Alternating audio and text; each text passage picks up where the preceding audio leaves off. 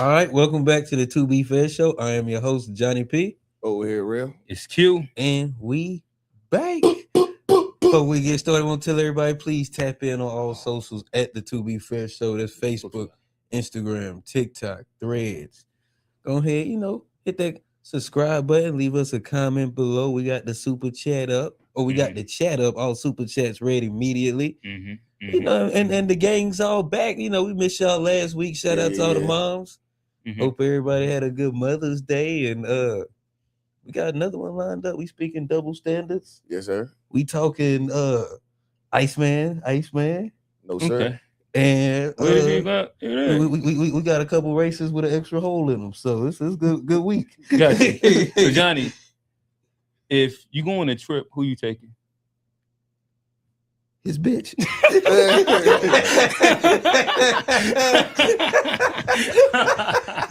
It's too early in the show. Too early. I'm trying to wait. I'm trying to see it. We got to get in at least 2 minutes. Man. I'm trying to wait. No, Mama. Well, yeah. So I guess we're gonna go ahead and start. What was the question, Ray? The question was, what double standards should we keep? You know what I mean? I know there's quite a few double standards out there, and I wonder, like, there's some that I think that we've evolved past, possibly. Y'all know I'm Mr. Traditional, so I'm more, I kind of land as they were. But I think that we have evolved, and I got a couple of. If y'all want to answer the question off rip first, and then I'll give you a couple examples of the top. Give me an example. Examples first. Okay, so I just did a quick Google search. They said dating and sexuality. So double standards should exist within dating. No. I'm just naming the ones that exist as society. The double standards. Right. Okay. So dating and sexuality. Y'all want to do it one by one? See where you stand at. All right. So that'll work. So the idea is pretty much saying it's promiscuity versus conquest. Men who have many sexual partners are frequently celebrated as studs or ladies' men, while women with a high number of partners are often stigmatized or slut shamed. That's a separate one. Yeah, and then the additional one that goes into dating and sexuality, it says is initiating and paying. Traditional dating. But you said you're just gonna ask one at a time. Okay, this is still the same jump, but go ahead. You said promiscuity. Yeah. I don't care. We let that go. Yeah, we should let it go. I ain't going. Go ahead. I don't think nobody really cares. I think it should be an equal playing field. So I think if a guy sleeps with a lot of people, that should be looked at the same way. What about your daughter? Like I said, I talk about guys. Like I said, it should be a play. It shouldn't be celebrated for guys to look at that. I think okay, you saying the double standard should just be in general, we shouldn't celebrate promiscuity. Promiscuity. We shouldn't just celebrate it amongst guys either. And I think that'd probably be the way I land on no, I'm not saying just let everybody sleep with everybody. I'll say we should probably be a little more conservative, even with the guys, because even a lot of the hypersexuality in men goes back, and we won't think to a trauma, same way it does in women. I don't agree with that. You think that the hypersexuality in men comes from trauma, or is it just cultural? That was something amongst ourselves, amongst our peer group. Well, I ain't gonna say a lot, but there are cases where it comes where people use that to cope for a lot of different things going on. Same way women do. But I think it's still a negative. It still comes from a negative place. That's all I'm saying. Okay. So yeah. Q. Well, I answer first. What was your answer? Oh, I think it should. Yeah, it should be done away. So you said in a way, Johnny said where it should be. So what Johnny's saying that at the end of the day, we should just kind of just lay off of it, and everybody should have less sex, less promiscuity. I think that's it shouldn't be celebrated in general. Yeah, for men or women. Yeah. Yeah. I think that promiscuity shouldn't be hyper celebrated. To me, it's not. The best way I can say is that within moderation, I don't think that it's really as big of a deal as it used to be, way back in the origins of where the whole thing came from, because this is before paternity tests, birth control, XYZ. So if a woman was promiscuous, you wouldn't know who the baby daddy is. And that's kind of the basis of this whole ancient times thing, is partially off of a woman prior to birth control and DNA tests, if she probably like if she's a what's the word, like a harlot, or if she's any of these things, there's no knowing who the baby daddy is. I But think but again, this isn't like a promotion to the idea that you should push promiscuity. I just think that in general, within moderation, it all helps inside whether it's my daughter or my son to find the proper mate. This will go back to like maybe like one of our first game nights, where I think that evenly both sexes should have a spot where they know what they learn, what they like and don't like. When you go to the extreme of like you getting busted down every month, every week, every whatever, I don't know. But would I promote my daughter to date multiple people at different times?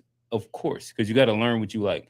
In comparison, like the first guy that you fall head over heels with, you just getting with him, staying with him. I don't know how smart that is, because you really don't know what you actually really like.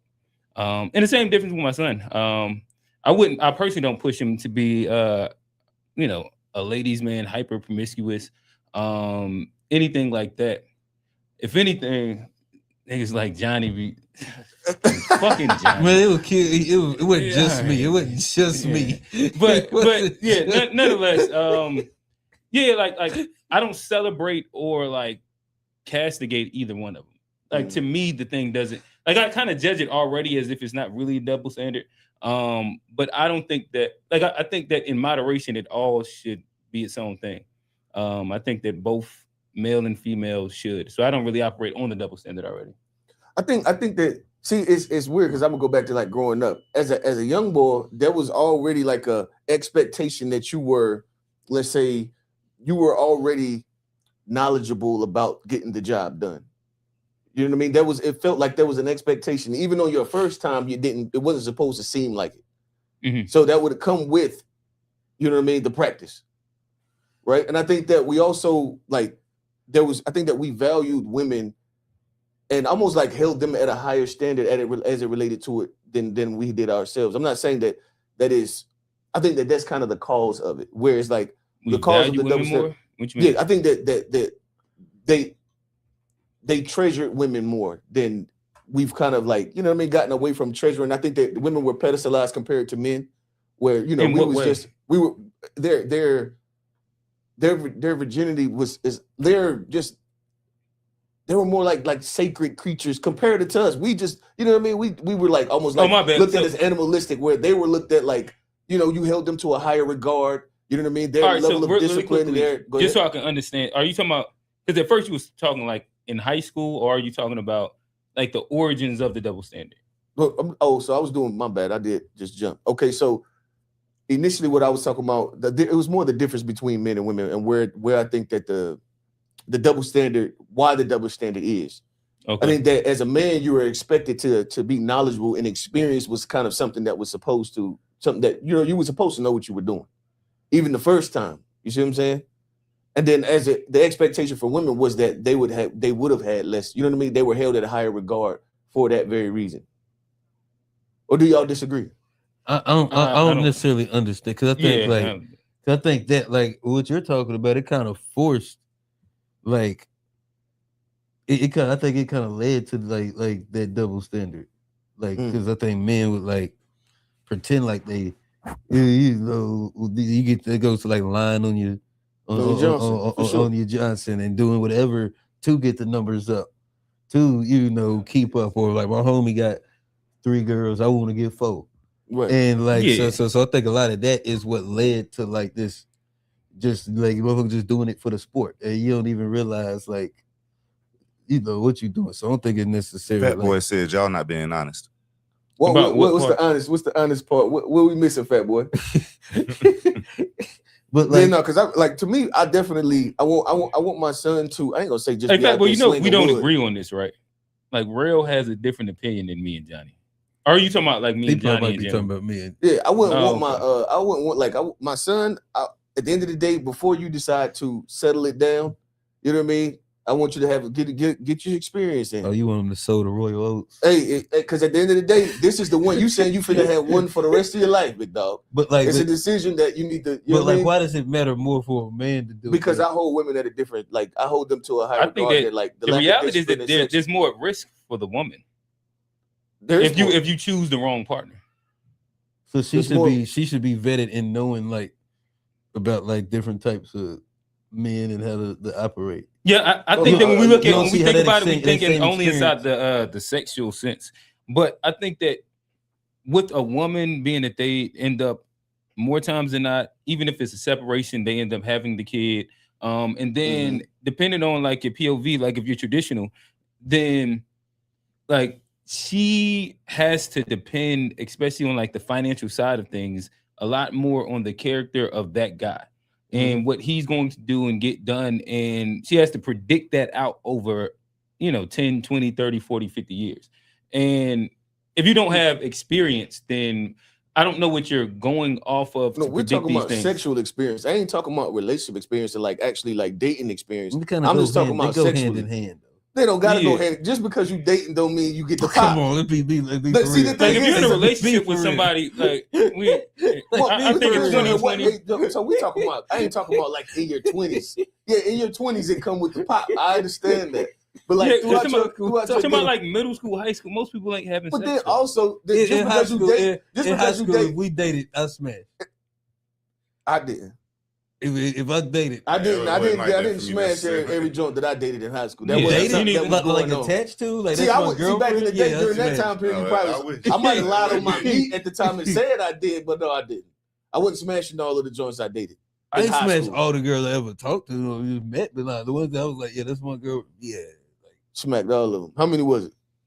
Like 2, nigga. We talking a long-term relationship in high school.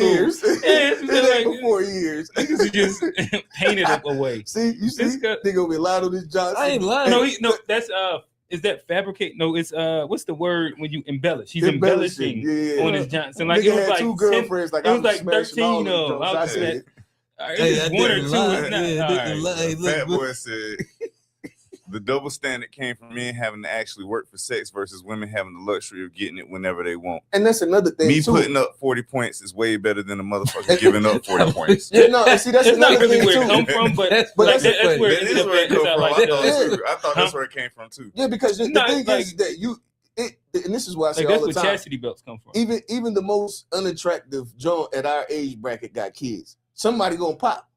Okay. Somebody's gonna pop. If you allowing it, somebody gonna pop. Most of the ain't shit niggas got kids too. Most of I understand that. But what I'm saying, I mean, at the end of the day, all I'm saying is that and they the ones women choosing. are the ones that and they choose all the ain't shit niggas. Hey, 80% of black women got kids, and then like 40% of black men got kids. I think they said the same thing. The basis of the double standard, like he said, with consent being the green light, men honestly can only do what they're permitted to do, while the ladies give the permission. So the mentality that forms and develops creates double standards. Yeah, I think that like that one right there. I understand like we shouldn't have a culture of like promoting promiscuity. I agree with that. But I do say that like. For me, you know what I mean? I'm my son and my daughter, y'all know I say I'm gonna raise my son to be a man. I'm raising my daughter to be a woman. These two things they overlap in certain instances, but these are two different things. Yeah. For me, that's just, you know what I mean? That's just my opinion in the way that I'm rearing my kids. Y'all want to go to the next one or anything else there for the sexual part, or what is it, dating and sexuality? Or what do y'all think about the this next one is initiating and paying? Traditional dating often dictates that men are expected to make the first move, plan dates, and pay the bills. However, if a woman takes too active a role in pursuing a man, she may be viewed as aggressive or desperate. What do y'all think? John, like, should we do all of the dates? Should we do away with it, or is this double standard something that we're gonna keep moving? That we should keep moving forward? That a guy should always, or that it should. The expectation is I think that like the first 2 or 3 dates, definitely. I think that eventually, like, it should be some reciprocal type of thing. As far as you saying, like at some point she should pay. Yeah. Pay or plan, is it like or whatever. I mean, like, is it like when y'all actually start being together, or is it Like even during the dating stage, she at should some take me point, out like too. it's up to y'all to figure out. But What I'm saying, I think what at would you- some point, I don't think that it's necessary if y'all are like long-term dating, especially when like your whole everything gets intertwined. And again, like all this just depends on like the scenario. Most of these things is kind of hard to one size fits all because sure. it's different things where if you give me a scenario, I can tell you when it makes sense. But if we're saying, for example, all guys should always pay all the bills every single time, I don't think that that's like a realistic thing. It's not realistic. I think or reasonable. that, for example, with in my relationship, one of the moments I was like, "Oh, cool, that's fire." I think we might have went on like 3 or 4 dates, and then she planned the date, and when I pulled up, she said, "Oh yeah, I paid for it," and I think that that's fire. And I think that that's like one of those things where it shows reciprocity. And like in general, for me, like I'm a reciprocity person. I don't want to feel like I'm being taken advantage of. And if Like a person has the ATM. means to do it, then I think so. But again, if you're one of those red pill guys where like you want to lead with your wallet and like this is the leverage that you want to hold. That's not necessarily leading with your wallet though. But hold on, real quick. What's Let me not, ask you a like, question. I don't understand what when you if she hadn't already had it paid for and they would have came to, let's say, I don't know where y'all were, but they would have came to the table and it was one of those moments where, you know what I mean? Like, would you have allowed her to pay if she was paying right in front of you versus her already having taken care of it? Would you have allowed her to pay? I don't know. Maybe I guess I don't know. Who's like 5 in, and if I'm presenting my car and she's like, no, I got this. I planned at XYZ. Sure, it's not that big of a deal for me. Johnny, how you feel? Yeah, no, I think start it's from the beginning. Like you ain't got to not that specific thing. Just start with how you feel about the double standard itself. on just specifically paying for dates and stuff. Yeah. Making the first move and like would you how would you feel if a woman came on to you was like, you know, she wanted to take you out, like she made the first move? I don't mind a woman showing interest. Mm-hmm. Like I think it's actually a necessary thing because like who wants to like I think that's why men, a lot of red pill niggas get so mad because you like doing like the leading with your wallet and you paying for 1 date, 2 dates, 3 dates, 4 dates, and like 10 dates, and she ain't showing no interest. And then you just think, oh yeah, I'm gonna just keep on dating her to death until she give me the willy. Like you gonna be your wallet gonna be hurting. Hey, but it's a woman you could take out on 2 dates and she'll return that interest. And like those two, that's how you know who you're supposed to like, you know, like put your interest towards and like get most of my attention. Is like if you show me interest, I can then show you more attention. It's sticky now, but bro. But you got to like show me something because I can't just keep some on version of reciprocity. Like I can't just keep on like. And this is what like a lot of niggas get used. It's crazy. The thing, but it's crazy to beg a woman to be a husband just to like pay all her bills and stuff. But that's like what a lot of the tradition. Was we talking in the terms of reciprocity, or was you just talking in like she come up and holler like she trying? Yeah, that's what I was talking about. That's what I thought. Okay, like she just come up and holler. That was it. She just started with that. Yeah, I don't mind a woman showing interest. Yeah, y'all. No, I mean, showing interest is different than like hollering, though, like, right? Not hollering. Like you ain't said nothing to her, and she just come up to you talking. But that's smooth too. That's cool. Yeah. But so y'all wouldn't talk to someone. I'm just asking a question. But well, you also did like you said, and then dates, and then like you gave a timeline of things. You didn't just say like the person that like you didn't stop it at hollering. Oh no, so we was talking about a previous example. We was going down the dating part first, and then I just went into because I looked back and they said, yeah, it's also initiating the first move. So this was separate, but it's still the same conversation, but it was a separate example of the double standard.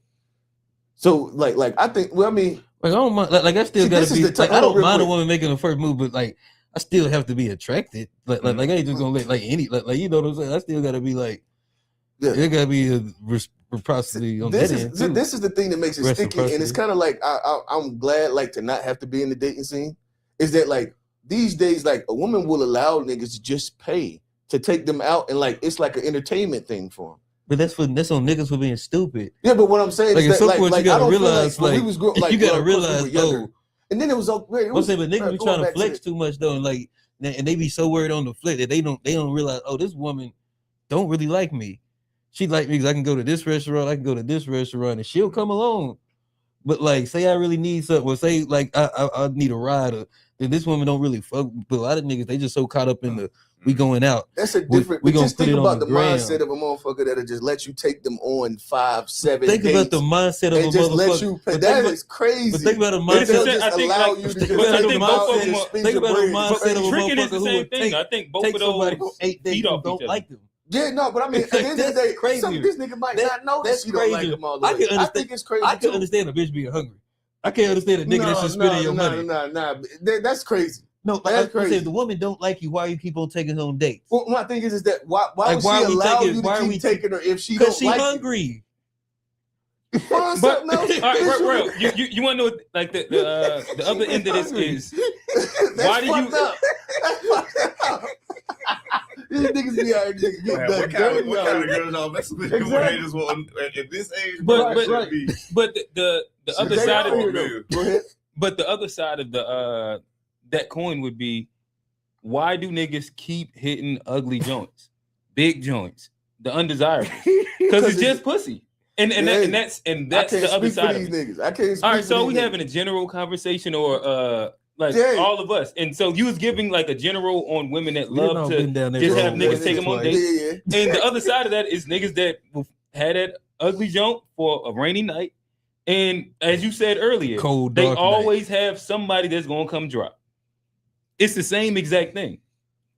Yeah. Take the pretty girl out on the date. She turn you down. You go hit up the builder. Oh, as soon as niggas get thirsty enough, they gonna hit the big junk that again, like she That's crazy though.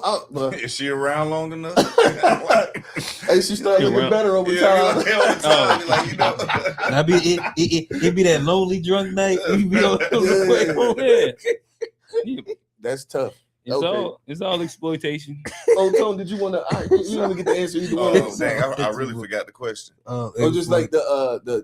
I mean, either one. You Just, can go just with the go with the last question you just asked. Okay, the idea of like a woman making the first move. That was talking about. Oh, Or yeah. paying on the dates. I was about to answer that too, and I was gonna say, I would deal with that, but I would probably question it to some degree. Like, why she make the first move? Like, I would be questioning it to some degree, only because I just want. I would have to look and kind of gauge, like, you gotta believe in yourself, man. It was like y'all ain't never talked to a girl that like shot the first shot before. No, I'm just talking about if she asking, like, she's just coming up asking me on the date. Like there, I have dealt with it, and that's why I said I would have to gauge why she's doing Yeah, it. the crazy thing is like Like, shooting I need the jumper to and know. then like coming to ask for your number. Yeah, it's happened. It's happened. Yeah, it's definitely happened. That ain't happened to me. That ain't Nah, happened to me in it's that way. happened, but they can doggone. Sometimes it be, it's all innocent, ain't nothing behind. Sometimes this girl might be crazy. It's like, for real, bro. It's levels to the joke. But So listen, it's like, when you outside, that's the run. You run that risk And regardless. sometimes crazy could be a little fun for a little bit. No, this Johnny, here go Johnny with the toxic shit. Johnny can't stay out of that. Yeah. You go in that toxic bag every time. Yeah. Okay. Oh damn. This is the y'all ready for the next one? Yeah. The second one says career and leadership, assertiveness versus bossiness. A man who is forceful and speaks his mind in the workplace is typically praised for being strong, confident, and a natural leader. A woman exhibiting the exact same behavior is frequently labeled as bossy, aggressive, or difficult. I don't know if that's really a double standard if it's true. Hey, I seen this joke on. I don't remember which social it was, but dude was like, yeah, she was giving me manager at the call center vibes. Like, bro, that is a fucking thing. That is absolutely a thing. I mean, but like, yeah, bitch ass managers and all, like, because I've had a bunch of soft ass male managers. Oh yeah. And so, yeah. like, to me, like some of my favorite man, and just from like it's been like. But don't most people hate their managers and like, bosses in general? but like in a male dominated like field, like one of the best managers I ever had was a woman. She was ex-Marine and she was like not your okay, so she was different. but she Yeah. like one of my favorite. But she, she'd have her moments where like, and she, talk. But she's like one of my favorite like managers, and like some of the biggest bitch ass managers I had was dudes. And so to me, like I can't like I don't look at like timid on manager like too. or just non-masculine like just like I don't necessarily look at it as like a man woman. I look at it as like you either like a leader of men, a good leader, or you so. And I've seen too many men that fit the role that like we want to put on women over my years. Too many of just you a nagging, just like what was it, nitpicking, nagging, overly micromanaging. yeah, bitchy, like you and your period. Like, we used to talk about like you act like he had a period. Was like he gay? I don't think so. I mean, he had a wife, and like, you know, I don't know, but like, yeah, it's just like I've seen it from too many men to like just put that on women. Yeah, no, like just from my experience, I definitely am a guy that like I love the blue collar because it's so much more male dominated, and like we talk directly. You mean it's not like it's not this whole the body language and all of that shit. It's nothing. You know what I mean? There's nothing more to it. And I've been in that call center environment where that call center manager John, god dang, and don't let her be pretty. Mhm. She pretty and then got that management role, and then man, I swear I hated that shit. That was like, and that was in like I had what 1, 2, 3, 4. If I had 4 different female leaders in that call center environment, and I can't tell you. Well, I've seen like the happily married joint, you know what I mean? But then the single joint, the single 5, yeah, bro, she was hell for me. But you think like the men managers were bad in those spaces? No, I think that there are some terrible male managers. My experience with that, like the males that I was under, we were able to have it's the same, just that direct the body languages ain't all over the place. It was just, you know what I mean, direct. You talk about in the banking, in the bank, call yeah. center. I'm talking about in the banking, but that's like mainly you would say it's mostly female. In the call center environment, it's mostly female. And so like, but what about like in the male dominated space? You ain't never ran into no bitch ass managers, soft as hell. So feminine. The thing is that that's also, this is other than, oh hell yeah, in the military. But that's what I'm saying. When it's a bunch of men, you see that soft shit because there ain't no women to like. You know, so I think that this one on both sides. For me, I think that this one has the double standard shit that we should do away with this one. I think that this is one that we should leave behind because it's some soft ass shit no matter what. Like bro, it's not even that. I'm sitting there. The more I'm sitting there thinking about it, it's the same issue with both sides. On the women and the men, it's the people who like they think their job is everything. Authority, they get power drunk, like the boss diva. Broad, and then the super boss dude who ain't never had he ain't never had no leadership role, and he take his job way too serious. They the same problem. Yeah, the same. That's something that I've been saying for years too. Like managing is a different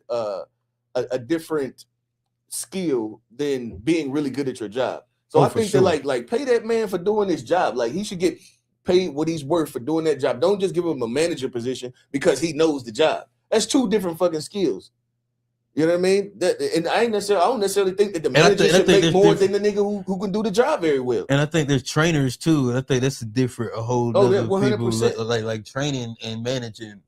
Like the people that show you how to do the job shouldn't necessarily be the ones that like run the day-to-day stuff. I think like it's 2 totally different. It's a different skill set for sure. You wanted to let me see, what was this one? You wanted to add anything, Q, or you was good on that one? Yeah, I think I said my piece. My bad. I was scrolling, then I seen this background, and I was like, "Oh shit!" It was QJ. Yeah. QJ ended up. I saw it too. Yeah, he dropped like it looked like it's like an hour long YouTube thing with shout out Gorilla Fam. They pull up here for the runs. He come up, chop it up, and you know I chop it up with him. Cool little videographer. I don't want to use the word little. Cool videographer in the area. That shows a lot of love to the space, and QJ specifically. So yeah, shout out to him. That's what's up. Shout out to bro. I got another one that I think is good. I might have a hot take on this. Just put in the super chat. So Upman going, Upman. What he got? I was trying not to put too many of these words in here, bro. I'm gonna read it as is. Goodness gracious. You have old hoe ass dudes that want the pussy so bad they will let the women do whatever, even though you do a better job and not understand that they fucking the whole game up for some pussy. You got me saying too many F words.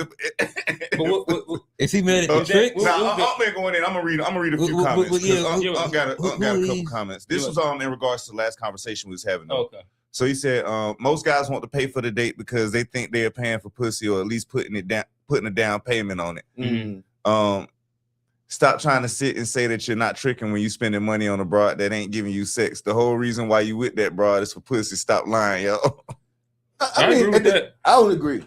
Like if you in the dating scene, well, I think that some dudes do think this way. But like at the end of the day, Niggas that leave with their wallet, yes. Oh, I mean, if you never want a woman to like pay for anything, So there's also like women that and like, then you use it as hold on. you gotta allow me to finish the sentence. Go ahead. And you use that as like a leverage play, like like a lot of the red pill guys. I think that what he's saying does apply to you, and that's how you end up with guys that think that because they got a bag that or they make enough money that certain women should be attracted to them, be deserving of it. I hear it all the time. Yeah, I'm like, bro, maybe they don't like you. But there's also, see, I don't want to. Women actually like this character. Or they're like attractive guys. They're like cool niggas, a bunch of shit. Take, they actually like. But my bad. Go ahead, real. Hey, so let's be intentional about this. When I be listening back, this does happen. Ever since we took the headphones off, we will just like talk over each other. Like all the time. All right. Dang, you just threw me. I'm sitting there thinking about that. Oh, there is a difference between like this red pill guy that you're talking about and a guy that's just traditional, because you're not necessarily like, for me, if I was, which I'm married, but if I was single, it's not me leading with my pockets. This is just the way that I feel that the thing goes. You know what I mean? Mm-hmm. I ain't sitting there, but I ain't finna be out here just spending money on something that, you know what I mean? That, because it ain't, for me, it ain't I ain't never been like making no deposit on no sex or no shit like that, because like that ain't even really the thing for me. Like I like to hear the story. I want to hear your story and all that shit. So I'm paying for it because that's entertaining to me. So like it ain't necessarily that because a dude, it's not like leading with your pocket. It's just that I'm able to but the guy may be just able to do it, and it's just not that, you know what I mean? That's just the way he moves. But in your conversations, how many people share that exact sentiment as you, or how many people speak to tricking? Nah, niggas be doing this more tricking. It's more tricks. And that's what I'm saying. Yeah, than the tradition. I mean, a lot of niggas, the traditional thing is on his last leg for real. Right. Like, so now we're speaking in general. If we're saying generally, not specific to you, I think most niggas be leading with their pocket so that they can have leverage. They definitely, and I agree with them too. They definitely be feeling like they pulling the down payment on the box for sure. Listen, once a nigga get to a certain income level, they be feeling like Kevin Samuels got niggas feeling like they deserve a certain type of woman. And again, like the thing is, you could get that type of woman, but what is she with you for? And that ends up being like the thing where now you got the divorces where she ended up leaving with half and shit, like, because she didn't like you. She liked the money. Well, niggas lifestyle that you can provide. Niggas get the money and don't ever unlame, and then they think they get the woman, and then don't ever unlame. It's hilarious. No, it's true. But I think is that, and then she with a rich lame nigga and she mad, and then like she usually cheap. Hold up, I gotta address something. Fat Boy say I don't ever read his super chats. Have we not been reading Fat Boy's super chats on the show for like years? Now? Well, he's saying super. I think he's talking about chats. He been in the comments. He just said he stopped super chatting because nigga was reading everything but my shit. I'm pretty sure I've been reading Fat Boy stuff, ain't I? Oh yeah, if you super chat, we'll make sure we get to you, Fat Boy. I definitely get the super chats, but sometimes I'm a producer, man. We gotta keep the show moving sometimes. So I can't cut them off and be like, "Hey, y'all stop," because somebody put something in the comments. We gotta keep the show moving sometimes. What's Steve talking about? What's Steve talking about? Y'all know I fuck with Steve. He was down there at the bottom. Matter of fact, let's just go through some comments, man, because we got a lot of comments here, and I don't be trying to miss out on everybody, but we producing the show, so y'all give me some grace, man. I be trying to read everybody's comments, but I can't cut off the host to read the comments, man. All right. Words from Tone. Read off a couple, Tone. We hear what you. Make sure you get a couple Fat Boys. First off, I wanted to get this in the middle while he was saying. He said y'all should have got Johnny drunk and then asked him to answer that question at the beginning. The first question. Hey, hold on, Fat Boy. You didn't answer my question from the other night though. And call me drunk Johnny and ain't had no answers. No, we don't.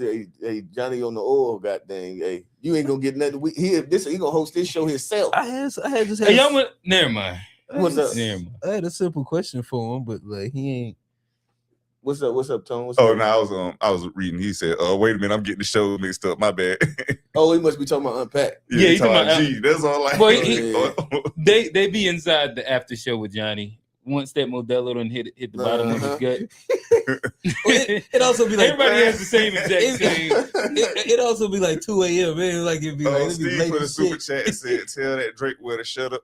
He talking Fat Boy. Listen, Fat Boy. I don't know who like Drake more. I don't know who like Drake more, Fat Boy or Django. But who's Django? He's a content creator. He's okay. fairly big, but Django he Degree. loved Drake too. That boy, Yeah. he. When I tell you Fat Boy was going to war with the FBAs over Drake, Hey, I Fat say, Boy, you God. light skin? Y'all seen him before? Fat Boy, he'll call in with his face. He ain't like He was trying to call it earlier, but we was in the middle of the show. I couldn't Oh cut it damn, off. he light skin? Huh? He light skin? Nah, he like one of the chubby pretty boy type guys. Oh, okay. That's why it's like That Fat boy Boy said, Fly. "Hey Steve, my dick, let it go."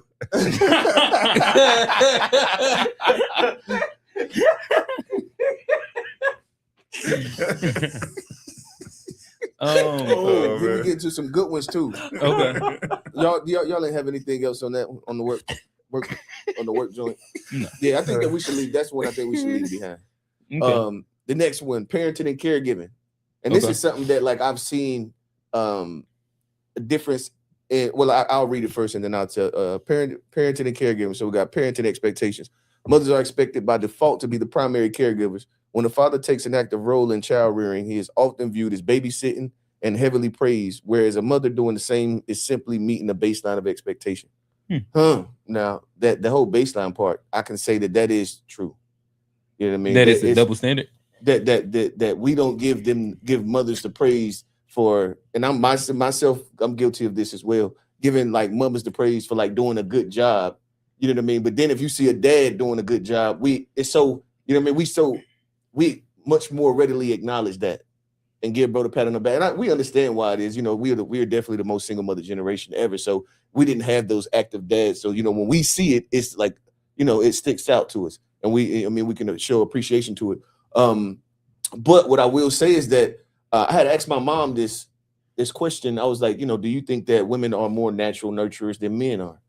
And she told me that she used to think that was the case. But she's saying now with our generation that it's not necessarily the case. And so like this is something that changed like recently. And my mom is damn near 60. So and then I want to shout out a couple like Jeff, you know what I mean? The homie Jeff, seeing him doing this, you know what I mean? You can see the nurturing father. You know what I mean? I consider myself, even though the traditional guy, this is one of those things like I'm very attentive. And I just pay a lot of attention to my kids. I like to see them think and like watch them connect dots. And like, this is one of those things that, you know what I mean? That's just one of the things I love to do. I love to go and, you know, the ice cream in the park. And like, that's the thing, you know what I mean? That's the thing that I love doing, you know what I mean? And so I am much more nurturing than I would have expected myself to be. Yeah. If I would have, go ahead. Unc says y'all shut down the whole last day. Y'all shut down the whole show last day for Mother's Day. If y'all ever show on Father's Day, y'all some pussy ass dudes. We didn't shut down the show for Mother's Day though. That's just, to be completely honest, if we here on Father's Day, which I'm pretty sure we probably will, this is just business as usual. You know what I mean? We at the end of the day, we're as men, and Father's Day, like I don't have no like grand expectations. You know what I mean? Well, we ain't really shut down the show for Mother's Day though. It wasn't even about Mother's Day. Yeah, it wasn't. But we've also done a show on Mother's Day. Yeah, we did do a show on Mother's Day last year. Yeah, well, in which, so we partially did, partially didn't. I know everybody. So, never mind. All right. Right. Yes. What? Right. Nothing. Nothing. I wasn't Right, what the fuck you about to say. Nothing. All right. We're gonna keep moving. So what was y'all take on that one? Like the parenting, what was it? Parenting and caregiving. That double standard. Like, you know what I mean? The what is it? The default being the expectations mom's by default. And when the father's doing it, you look at it like he babysitting. Oh, well, so I think that let me add this too. And then when a lot of the time, see, and it's actually been I've taken it as disrespect where women or people will assume when I'm out with my kids on the weekend that I'm babysitting them. Like I got my kids for the weekend. It's assumed thing that you don't live with your kids, and so you just got them on the weekend and you about to take them back on Sunday. That is the assumption that is also made on us as well. But all right, go ahead, Q. I kind of forgot. Oh, my bad.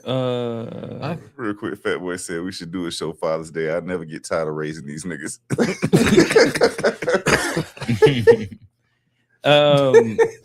What was your question? The double standard of the I got you. Yeah. So I think that yes, it does exist in yes, we should do away with it. I agree. You got anything to add to that? No, Johnny? definitely, I agree.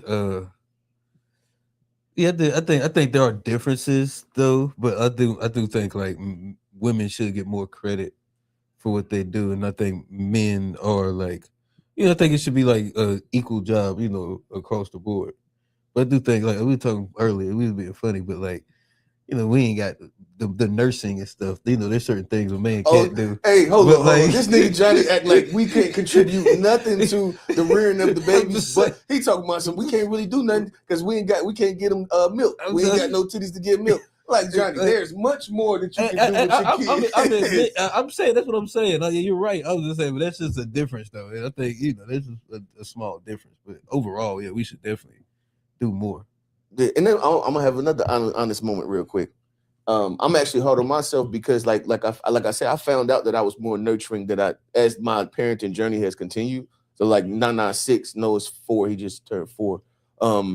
And when my wife had my kids were just like newborns, like I didn't help as much as I feel that I should have now that I know what I know now. You know what I mean? Because I was the one. My wife is a stay-at-home. She's a homemaker. So you know what I mean. The natural thing. Okay, well, I don't have to wake up for none of these every 3 hour Jones. I ain't even got to wake up none. You know what I mean? Because I got to go to work in the morning. He was over there drooling. Yeah, and she was constantly out. doing it, and that, you know what I mean. And I felt like that was like what she was supposed to be doing. I ain't gonna lie. That's what I felt like her role was supposed to be during that. And my role, I was doing my role, and these two things were separate. And so, but like as I've matured in my parenting experience, I was like, damn, no, like I should have done more. You know what I mean? And like that relationship, the thing is, you build a relationship during that time period, and you, of course, you can still have it later, but then you have to build it later. You see what I'm saying? The relationship with your kids. Yeah. So like, yeah, that's just one of those things. Just being honest about that, John, because I could have did better. Anything, Tone? You got anything to add? Anybody else? Yeah, I ain't add nothing. Go ahead. Okay, so the next one is aging and appearance.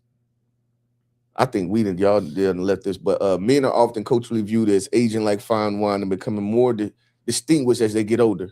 Women, however, face intense societal pressure to hide their aging, and older women in the public eye are often judged much more harshly for their physical changes. That's one of them double standards that switch over time, though. Like, because when women younger and men younger, it's like it's a different thing to some degree. I don't know. Like, I'm trying to figure out how to even word it, but it's like it. You know something that I'd say? If I think that one of those things come with our culture valuing a man's financial status, and so as you age, you start to come into a more financially stable point to where that value, you have more of that value there. That's exactly. And so as men as well, like, so and I'll just speak for myself. I know that y'all two probably different in this regard. I always say this, like, as far as a woman's financial, I don't really care about like that part as much. You know what I mean? Like, yeah, how much money your career and all this degrees. I don't really care about that shit. And so I think that in general, and I also probably because there was a period of time where they weren't even able to do some of these things. You know what I mean? So maybe that's why the value was so low then, and now it's kind of building itself. But how do y'all feel about that? About the age? Huh? Okay, you was about to do it. I'm about to restate the question. Oh, as far as the what is it? Age and age and appearance. Mm-hmm. The double standard with age and appearance. As men get older, we're pretty much building more value. Where they're saying, like, on the opposite side, as women get older, their value's decreasing. I was about to say, can I go right quick? Because I'm just gonna say the same thing. Kind of, you was right on it, like what you were saying, but it's because of what we value. Like even with women value looks. Like I watch this all the time. If you listen to women all the time, they'll literally just buy stuff because it's cute. Oh, that's cute. Oh, you cute. Or like it's about that a lot for them. So as you get older, those looks go away. Those looks change or whatever. So the thing that they value becomes less. While for men, the thing that we valued for is productivity, what we provide, stuff like that. So as we get older, to some degree, like at some point that changes as you get real old. But like as you get older to a degree, at a certain point, like, you know, you at your ultimate version of being able to provide, and what like at some point you reach that ultimate version. So it's like so it's like the thing that's valued is what changes for real. I don't know if it's a double standard. Really. And you know, and the thing is that, and I'll add, you were ready to go. Yeah. Re-ask it again. Then I'll try to The answer double the rest standard of aging and appearance, like, is this, is this something that's just here, or is something that we need to do away with? As far as like the value of a man, like aging like wine, and then with women as they're aging, their value depreciate, or them depreciating. Gotcha. Do I think that the double standards starting to Dissipate. equal out a little bit, just because I think that us if I rewind, I think that health and science and medical procedure, whatever, it has made it to where people look better at 40 than they ever did. They That's look true. better at 50 than they ever did. That's true. Like it be some 40-year-old women. I'd be like, what the? Yeah. Like, That's a listen, I that's a remember different like 45 back in the day. Look, Grandma looked Golden like Girls and grandma. stuff, bro. Yeah, Like, nah, yeah. you look back at the Golden Girls, they was like, Bro, listen, when I forget, like George Jefferson and Yes. Carl Winslow, they They was go like 30. 43. They was out Yeah, that's crazy. Yeah. when they started the That's show. facts. Nah, And they was Carl Winslow was fucking terrible damn. for 30. yeah. It was terrible. Nah, and that's what we're like back in the day. You thought like 37, 38. You had that like it you was was over. bro.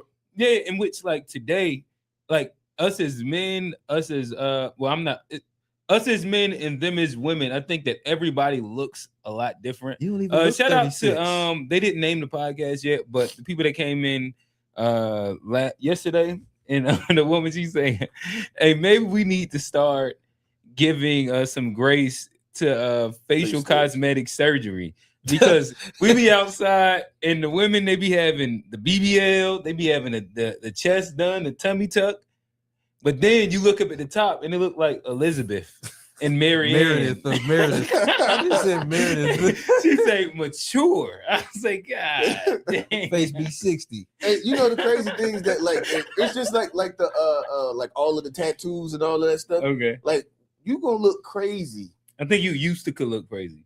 I think The it's BBL everybody BBL gonna at 60 is still gonna look crazy. Oh no, the BBL is gonna That's look still crazy. gonna Motherfucker- look crazy. Motherfucker have ass to her knees, boy. Yeah. Shit get to say. Hey. Ass gonna be- Hey. Yeah. Okay, we got some comments here. I'm gonna read the last two. Dave said women put a lot of these double standards on themselves, amongst themselves, at least with the Asian piece, because men often show that fine is fine. We talking about? Fine is fine. Like pretty much, if you find her fine, if you like her, you like her. I guess that's what he's saying. Yeah, and it's crazy. If you think you she know, fine, she fine. you know the crazy thing too is But we also it's mad like the red pill's built off telling women that they depreciate once they get past But that's the certain age. red pill. But But no, it's a lot of niggas that adopted that and run with it. Well, I mean, at the same time, what I'll say is, Hyundai. if you are around 50-plus-year-old men, Mm-hmm. it ain't a bunch of 50-plus-year-old men looking for 50-year-old women, and it ain't Okay. a bunch of 40-year-old men looking for 50-year-old women. It's Okay. not a bunch of 30-year-old men looking. So I'm not trying to. I'm It's just a saying few what's happening. 20-year-olds. So like to say that, like I say, settle down when Man, you can. I thought it wasn't, but people be keeping relationships quiet because I done read about this and been paying attention more. Bro, there's like people, it's 50-year-olds with 26-year-olds and stuff. This shit's crazy. Niggas be looking I for didn't even stability. know, bro. Like Niggas need stability. But We know what 25 and 26 was like. It was dog. I guess. You need stability. You trying to put together some sandwiches. I guess- I got raw bread and turkey. Not a sandwich. Yeah, I'm being honest, like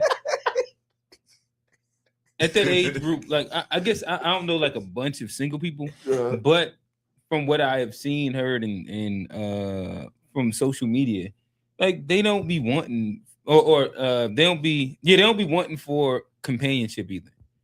Talking about who was that? Like the 40, 50, or you said 50-year-old women. They be all right. Oh, Like, it be people that be. be like they still have men that want them. They don't be Okay. wanting. I think that we based a lot of our POV off of like certain little Kevin Samuel / red pill things that over the last 6 years, if you just look at it, they be okay. Like 35-year-old women still be having the pick of the litter.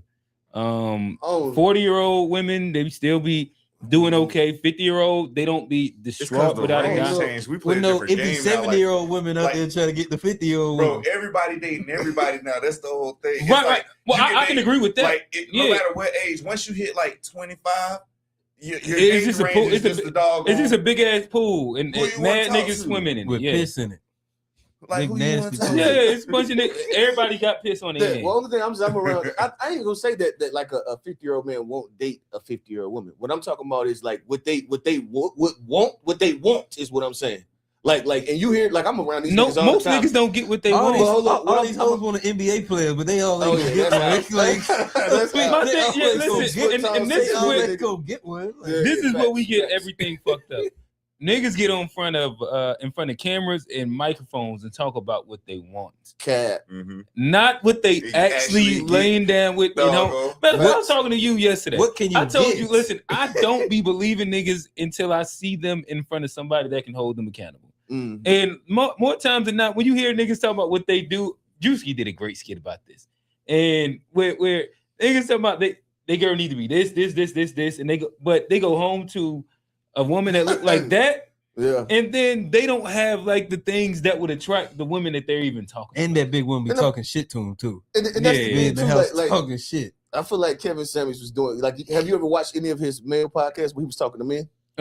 He did that like really early on. Yeah, I said, have you ever watched any of it?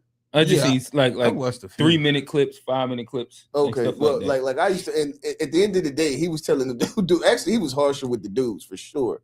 You know what I mean? He was cussing them niggas out. That was pretty much what that was. He was go serve you like, you know what I mean, like your uncle, and cuss your ass out and everything. But damn, I forgot the point that I was making with the Kevin shit. I just lost it. Talking about Well, dudes. Ad Magnus said, "I just farted." Thank y'all. Shout out Good to job. You know, I hope you roll your windows up. hope everything come out all right. Nah, for Man, hope look what he say, Call- man. Say, man, Somebody big booty auntie. Always asking me to help her take the car to the water, take the water to the car like I work at the grocery store. Oh, Help her okay, take. okay. Yeah. Let's see what else. Unc say, I love to look at a woman that is around 35 to 36 years old, but I know that woman ain't looking at me unless I can give her something monetarily. I'm not attached to women that look attracted to women that look my age. Hey, Unc stand on that hill every Man. time we get a Hey, chance. but- Yeah, he do. He's But standing I- on like, that. one so thing you for wrong me- about. But One he thing got you the wrong. awareness They might though. be looking. No, they might be. Some of them looking, bro. Time different, bro. Yeah, like, no, I definitely my like pops. get rid I of definitely you seen get my rid pops. of your prerequisites. Yeah. People is this the Wild West out here, bro. Yeah, nah, I'm telling you, I done seen old It's the head Wild pull Wild West. John, younger than me Mhm. by a couple years. You know what I mean? But I mean, he also shit. I done seen him do it in fucking work clothes. So I can't even lie. That's, you know what I mean, old head. The Yeah, charisma. yeah. He The Nigga Riz. got the yeah, Riz. he got it. He got it. Uncle Riz right there. Now I'll say this though. I think like the way like the people are looking better is like helping like the women's value like last a little bit longer. I think on the opposite end though, I think like we look at like just like our past two presidents. Like I think like the men in this country are showing that like a lot of the ageism is like overrated because a lot of people like you there's a certain age where you get and you lose all that juice. And like with Trump and Biden, like them dudes aren't fit to be president. It's not, and like they got to an age where like they're inept, and you know they just. So you kinda- said that they're showing that ageism is what? that like are like you, there it's not a finite like thing. Like you do get too old sometimes. Like you can't just rely on. Oh, your that age. it's not overrated. Is that what you were saying? Or that it's overrated? That like men relying on their age is overrated. Like you know Men don't rely on the age. What you like Biden talked about all the experience and stuff that he's had in Congress and all of that, and that's why he got elected. And then he got too old. He just became ineffective.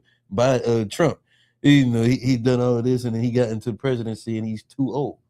You know, I feel like at a certain point, like a lot of men, and I think even like on regular situations, you see that with your manager that hang around too long, with a football coach that stay around too long. Sometimes your age does become a hindrance to you. Oh yeah, I mean, at Like, the end of the day, it- there's a reason why people don't really like once you get to a certain age, it's hard to find a job. Yeah, that's what I'm saying. You know what I mean? That's just real. You can't just always, because eventually you do become where like you're not, you know, it's not all about the resources and everything. You just become inept. Yeah, I was Yeah, you talking gotta to take take it, about that the other day. You gotta All sit right. down somewhere. Did I have any? Let me see. Did I have any more on that, John? They talking about okay. The next one with the agent with his hygiene and maintenance.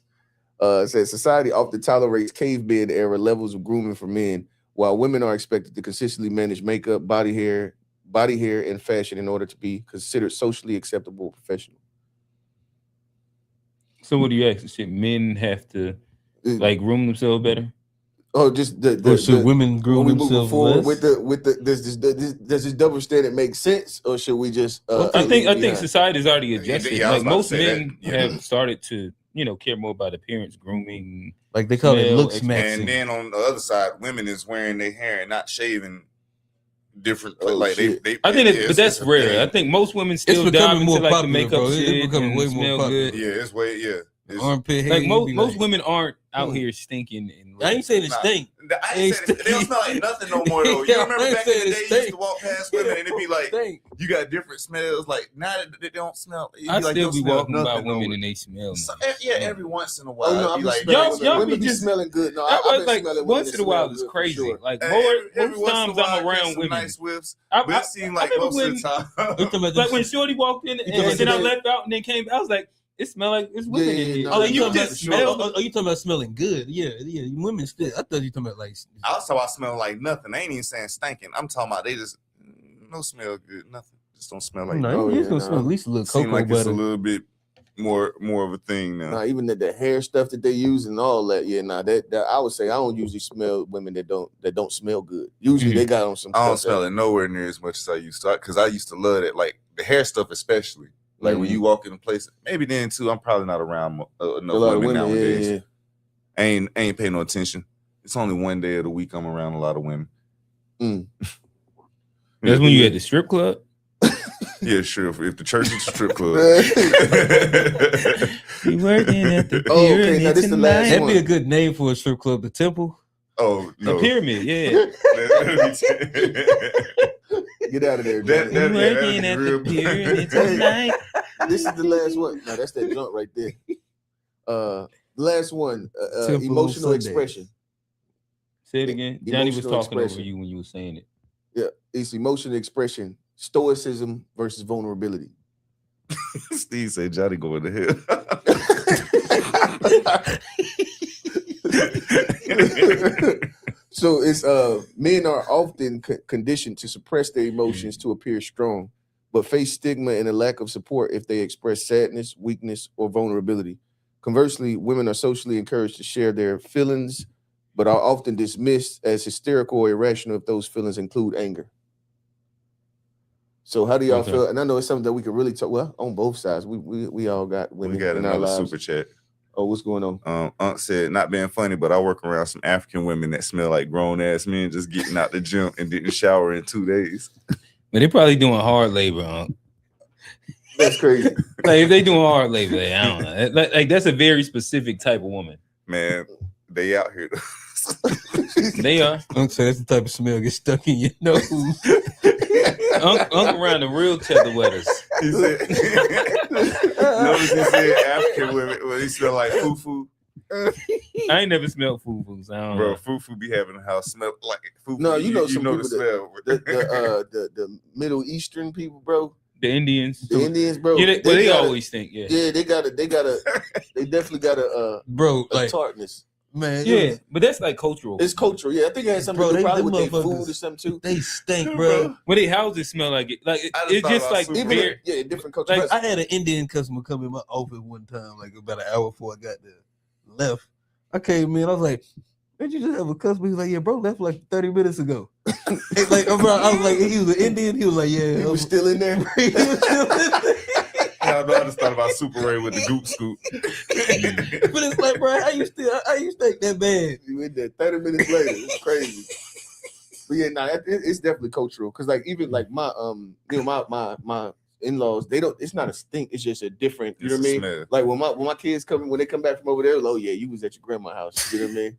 It's not a stink. It's just that then they got like the she make her tea differently than you know what I mean. It's still a bunch of different things. Mhm. But yeah. I am curious It's where the just culture. smells be coming from though, because I kind of want to know like how these different smells from the different cultures. I Come think it's about. the Like, spices. It's everything. Yeah, spices and how you live, because everybody's house got a smell anyway. Mhm. Like, so I've always noticed that since I was little. So Does I'm every curious. race have a smell?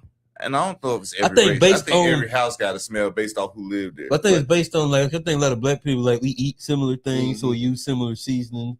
We usually probably use a lot of the same cleaners. So like A there's lot of the same cleaning supplies. there's a you know what I common mean? versus if you go to like a Hispanic person house, they gonna have that Goya, they gonna have that Fabuloso. So it's gonna be a different. Mhm. Yeah, You know, and I imagine white people had their own stuff. Asian people probably Somebody had you can their- imagine, nigga. I think that Mexican houses smell like tacos. I think that I wonder if it deals with like melanin or like specifically what it deals with, but I do think that different races smell like innately different before you even start doing anything. It'd be Like like Caucasian people, they have like a very specific smell Oh, you're that right, smells you're right. like Like- oh, this is a Caucasian.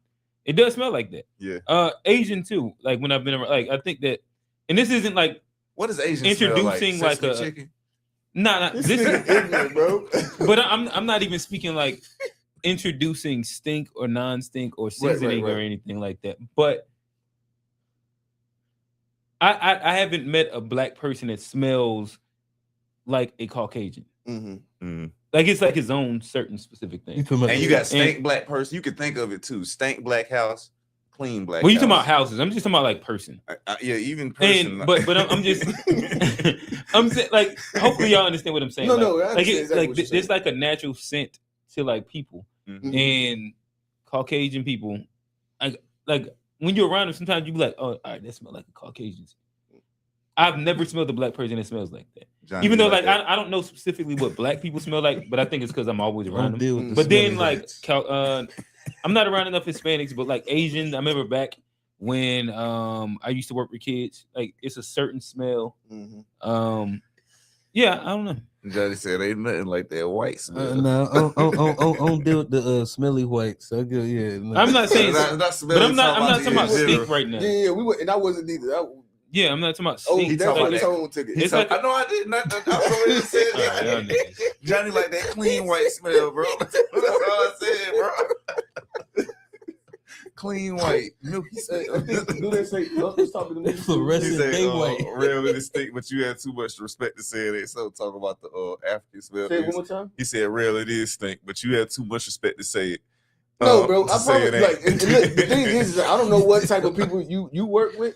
I don't know. You know what I mean? But and I only He know. said they from Eritrea. Okay, and I only have one family that I know, that one Eritrean family that I'm around that I can. You know what I mean? So I can't say this is what they smell like. But I, They. you know what I mean? I know what my in-laws have. It doesn't stink at all. It doesn't stink. I don't know what you talking about. He talking about that third. Sometimes He talking depending on about who it that, is. that He second said it's kind of shift. strong. The Eritreans. No, not Eritrean. The African and like that African smell that he talking about. I think I ain't been around. Talking about Africans West enough. African then, it got to be. like Nigerian or something like that. They be cooking fufu. Here you go with I that. haven't smelled fufu yet. I don't know what Hey, fufu tastes fufu like. we have in the house, bro. I think everybody just smell like what they cook in the house. But it has the house smell like what though? I can't even I don't know what explain it, fufu- bro. Listen, I ain't hear about fufu But if until you like go in there, the you rise of gonna the know. FBAs, and then like they say fufu and igusi, and I was like, what? Because Igusi, fufu is that's a the popular bread. food. Everybody say it's good. I've tried it one time. It was good. too. Igusi is the bread, right? Matter of fact, I think you Oh, tried yeah. some fufu one time. Ain't that the bread with the dip? Oh, that talking about, yeah, we was at the crib. yeah. Yeah, Oh, is yeah. that like- and is Taj it- Taj is brought it some. in But bread? if you cook it there, if you would have cooked it at your house, you'll know what it smelled like. Oh yeah, she went to that Ethiopian. Well, I spot. mean, chitlins stink, back in the black people used to eat that Bro, back in the but I day. don't like chitlins either. I think that's some nasty shit. That's one thing, like I Southern used to black smack people. them joints when I was Man, young. I Before used to knew tell what my they dad. was. I used to You tell a my wild dad, like, chitlin bull. Yeah, before I knew what they was. that's slave and that food, they bro. was like, We are that's way nasty. past that as a people. Yeah, no, I agree. We You are eat way- pork, Johnny? I don't eat chitlins. Name what I asked. He eat pork. He eat Oh, bacon. I'm big on the pig. Okay. Pig I'm feet too. fine with the swine. Now I we put said, my now foot we in the said pork. millennials about don't pig eat feet? chitlins. Pig Yeah, feet. no. I've had them, but again, I think that's slave food, bro. Nah, Okay, I so ain't never that's had no like- pig feet. I'm cool. Like, with I've them, had them before, but it's like From the corner store? I don't really know. Oh, you weren't raised in a corner store. I'm Yeah, talking I about mean, corner but it was down in Myrtle By the Beach. supermarket. What it called? The gas station. No, a convenience store. That's what they call it. There you are. The It's a convenience The store. convenience store. The Circle K. Man, I can't picture nobody cooking no chitlins every day though. Nothing like that. Like, Oh no, Man, not chitlins Your stink house so smell like bad, bro. chitlins I every used to day? come home and I could, before I get in the house, I do my damn cooking them shits, bro. I'd be like, oh. I couldn't stand Hold it. on, we get super sidetracked.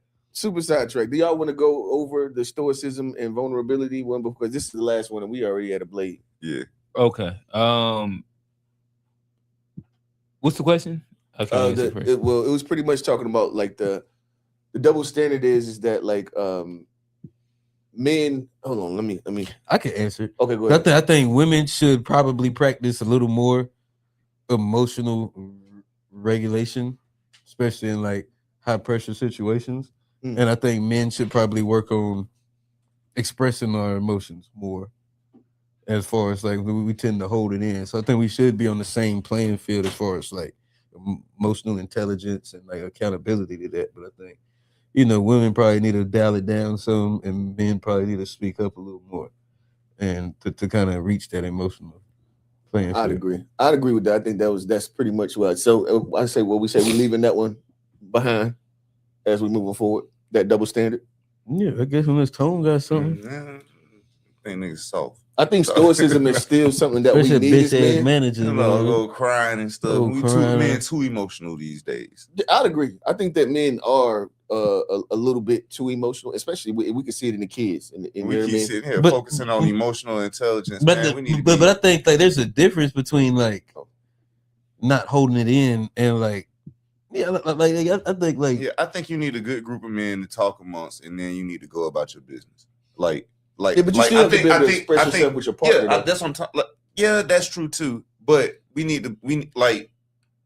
think there's certain things that might need to be done. Like, do this amongst your homies because we understand where we coming from with it. Like, you don't need to break down in front of your family all the time. Yeah, no, I agree. Like, you the strong figure for your family. Be the strong figure. But I think Break down. that's- Like, I think it's like you do got like everybody need to see you human too. I understand those layers of things. Yeah, we got to be more open, but to a degree, I feel like we just took it too far at a certain point. Like it's like now, like people is expecting us to be women. Like, it's not that. The only thing is that, but though, like a lot of time with men, we hold it in so much, especially like when 100%. you got a family and you a leader and you like in a position of like, trying to take some people there. I think like when you hold it in, it's not a softness. You become like a miserable motherfucker to be around. Yeah, I ain't saying hold it in. When you don't, and that's what I'm not talking about like the crying and oh woe is me type shit. I'm talking about that like you gotta go blow off some steam before you like go in the house sometime. Unless you get in there, you be fuck everybody. Why you ain't do and so like that's what I'm talking about as far as like that stoicism. You gotta like know when to let it out, so you don't let it out on the wrong people, and so it don't affect people that ain't have really nothing to do with it. I think that's like a big one. I think that's what I'm talking about more so than just the crying and soft shit. Yeah. Yeah, no, and I'd agree for sure with there's a balance of it. Smooth. There's a balance of it where I think that we should be stoic, but then I think that we also and something that I realized too is like being overly stoic you could create a lot of monsters that way. I think that a lot of the complaining that we do in relationships, and I was talking about this on who you talking to as well, is like the reason that what I said is on who you talking to is that we create the monsters that we then complain about. So you allow things to become norms that you don't like, and then you know what I mean. So it's because you didn't speak up and didn't speak your mind when it was initially going on. Then you've allowed this behavior to continue, and now this is just a part of the lifestyle that you've accepted as your life. And this could be the very thing that cooks you, you know what I mean, overcooks your grits, you know what I mean? And it's like you created this monster, so now, you know what I mean, you're expecting this person to change the thing that you created. Yeah. We do got some comments on this. Unc said, there's no such thing as being too emotional. If that's your mate, you should have all the feelings you have around them. But if you do it, you're weak. She can act like a bitch and you have to love it. Wait, what's happening? Can you say that one more time? I ain't gotta love shit, huh? He says no such thing as being too emotional. If that is your mate, Oh, you should have all the feelings you have around them. But if you do it, you're weak. She can act the bitch, and you have to love it. Hold on, keep it up. I'm trying to understand. But if you do it, oh no, he didn't put it. But if you do it, you're weak. What's the do it part? But well, he's saying, but if you do it, you're weak. Like saying, like, Oh, I guess it's saying it's a double standard kind of too. I'm You should saying be able to have all the emotions around your woman, but like, if but some people he's saying standard. if you show the emotions around your woman, you get called weak. It's like the OG version of it. And we just, yeah, I guess it'll make sense that that's POV. I don't know that to be like specific to right now, but I'm not like I'm not like a hyper emotional person. My wife's not hyper emotional, so like my anecdotal evidence is kind of like you still see that sentiment on social media for sure. The whole like niggas are starting to cry all the time, like we doing too much. That's exactly like I know there's like a push for it to be a thing. I don't have like I don't have an opinion on if it's being like if it's not being accepted. I think because like I'm not like hyper emotional. My wife's not hyper emotional. Like if I do, and whenever we've had moments, it's never been like a thing where I'm like castigated or she's castigated.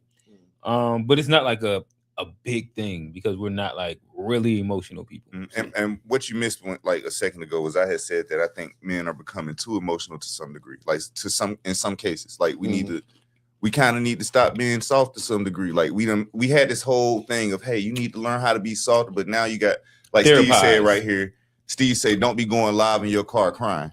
Like you got men really going on the internet doing that. Like, I don't even think that's soft. That's just a teaching sinking behavior because like you're crying. No, I'm gonna tell you why it's soft because you could have did that with somebody for real. You could have went and talked to whoever you want to talk to. You could have went and had it out with whoever you got to have it out with. You could have did that with your homies, but you wanted to come on the internet and sit there and doggone cry for the attention. I don't believe those people. I don't believe they really crying. I just think you just do it something. People be doing stuff for the attention. Yeah, that's what makes it the thing. It's not a real cry. It's not that it's anything wrong with crying or expressing yourself. But no, you don't need to be crying about every damn thing that happened in life. Like just being honest, man. Like as men, we should not be out here crying about everything that to some degree you have to develop some toughness. I just believe that. And it still is like kind of crazy to like be crying and to like pull the phone out. I think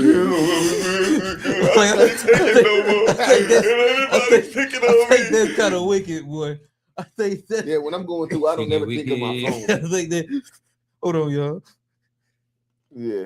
I think that's a crazy way to like, because so when people be like, well, I see you crying online, like I be trying to be like either empathetic, but to me, I'd be like, this ain't really I'm gonna skip that, John. Supposed to be on the and internet. Then even expressing yourself to your woman, you can doggone have feelings about something. You need to learn how to talk. Like that's the whole thing. You shouldn't be crying to your woman all the time. Yeah. Every once in a while, something really hitting you hard, and you got to cry to your woman. Yes, you should have a woman that understand that.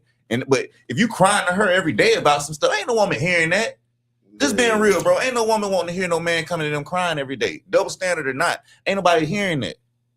Yeah, I mean, I think that's something too that like made my relationship be able to have like longer. I always talk about like the periods of time, the periods of happiness in relationships. It's periods. Something's gonna come and the left is gonna come, and then you try to make the periods of happiness. You try to elongate them, and then you try to make those the turmoil portions of the relationship. You try to make those shorter over time. And one way you can do that is one way that helped me do it is like I don't allow myself to get emotional about something that's done. Like I understand that, like, or sometimes your old lady. Some women have a lack of control in certain situations, and you know that. And so, do you take that as serious when you know that that's not what it's? You understand what I'm saying? It's like taking the high road, but it's like okay, your goal of this whole thing is not to make this relationship like for us to let it go. Me meeting you where you're at is only pushing us further there. So like I have to have more control over myself to ensure that this. You understand what I'm saying? Well, either way, I know it works for me for sure. But sometimes it's I know what you're talking about. Sometimes you gotta just like you gotta just eat it sometimes. You gotta just suck it up and like pause. That's wild. That's wild. That's so wild. Percentage of But you said eat it and then suck it up. Like, that's so wild. Like, That's wild. That's so, Sometimes you just gotta eat it and then suck it up. Bro, why are these the phrases anyway? because the next one I was gonna say is take it, but like It did take I don't know Why what are these the phrases? Johnny a wild bull. Yeah. but like you just gotta get through it. Like sometimes you You get that whole thing Man. on phone. Like, Had suck a it question up, a eat second it, ago. take it, and get through it. Hold on, I want to read Unk's series of comments right here real quick because he had asked. He thought we answered this question, but I was just talking in general. Unk, I wasn't talking about the question. He had said, "Have any of you gentlemen ever cried in front of your significant other?" Yes. Yeah. Yeah, I think you should be able to cry in front of your significant other. Yeah. But you know, it's certain stuff you shouldn't be crying about every day. You know, Especially if y'all been together for an extended period of time. Yeah, like you gonna you've have to cry. Yeah, experienced you got- like yeah. death and you know what I all mean? type of all stuff. different. You mean because Yeah. that's just a part of it. Like Yeah, but I'm gonna be honest also. Like, and this is where like most of these things is like we can just meet in the middle. If my woman, I don't want a woman that's distraught every time that there's like an ebb and flow. Of like, I'm not interested in that, and I bet for that specifically. Oh, that was the next thing it said. Don't nobody want nobody to cry around them every day. But at the same point, I was just asking, have you done it? And thank you guys for answering the question for me. oh, yeah. Steve said John get emotional in the post game show, and we accept it. That is facts. Oh, Johnny be getting emotional. What I don't know if he wrong? cried, but Johnny, like it's bottom It be the old- of the bottom of the Man, gut. it be Johnny. 2 a.m. Like it be you know what I mean? Like it be late as shit. We've been in the stream for 5 hours. I had to listen, and then I'd be like sick of this shit by then. I'd be wanting to get my piece off. This is Johnny just wouldn't make jokes during unpack, and then at the end, once that even got to his gut, then Johnny want to have opinions. Tell him what you said about clueless people and YT people. Who? What rhymes with Oh, well, no, we ain't got. We can get to that a little bit later on, but I'm bringing that back up. Like, yeah, we can get to that a little bit later on. Like, I still got that same smoke. Oh, yeah. What emotional? The second ago, Steve said, pause, eat it and suck it, freaky bull. Put Freaky John in bull. time out. Man. John is cool, no need to explain.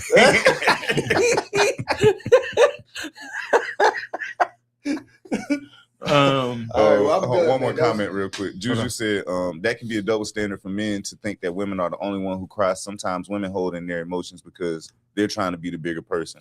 And I mean that's the other part. I think why you got to be strong as a man, because you need to be open for your woman to be vulnerable with you. Like, and that's why I say I think it's important to have fellowship with like your to guys, have for the sure. guys. That's Like really important for my life. Like, because like the way we gonna handle the problems or the way we'll sit there and discuss the problems might be different than how, like, it's sometimes I literally got to come to y'all and talk about something, and then I can go talk about this with my girl in a different way.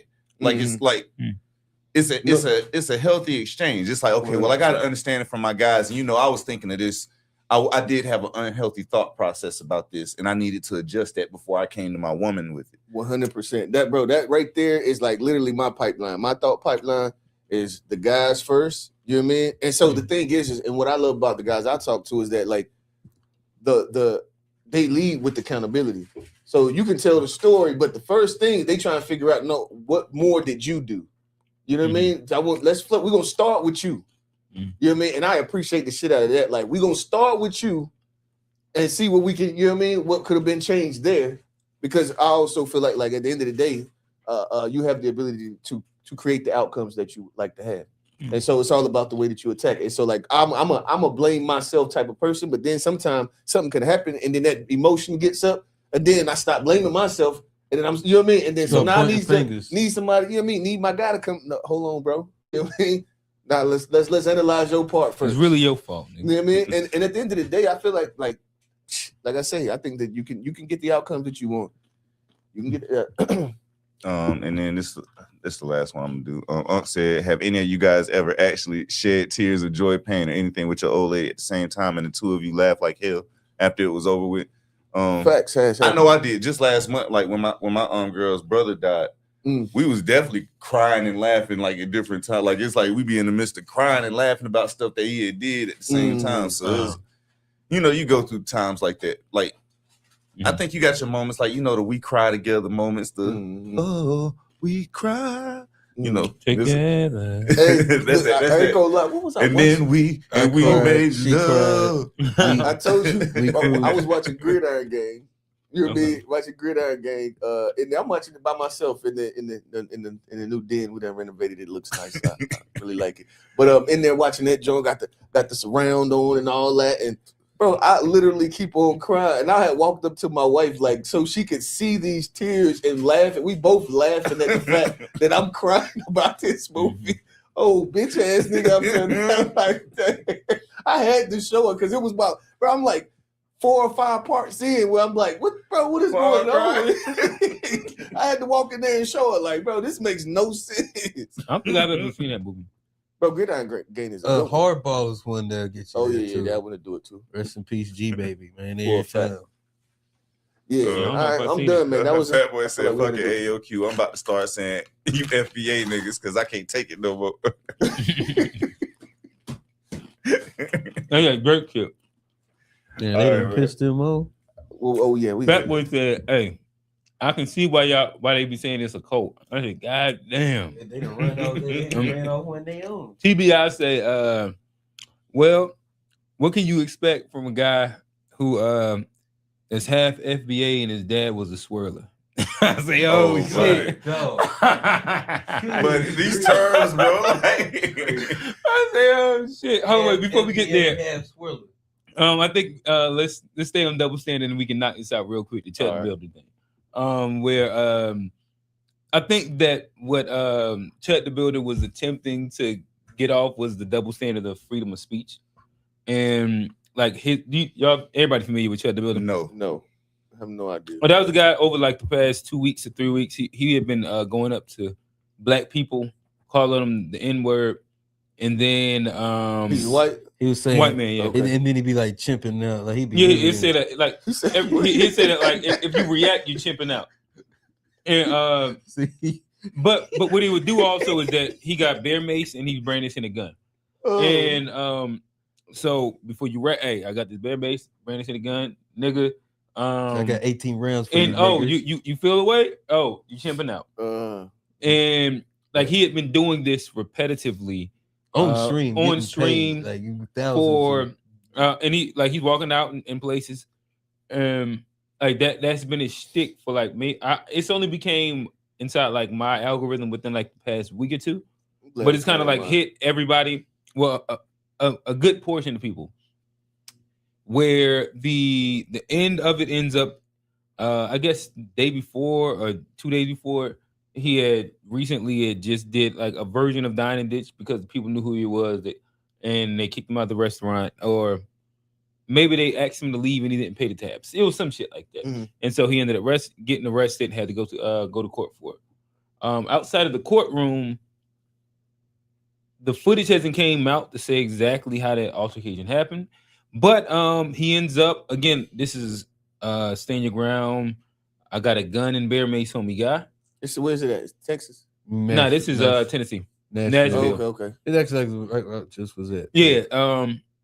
And outside the courtroom, black guy getting a tussle, shoot the black guy. I guess he also shoots himself.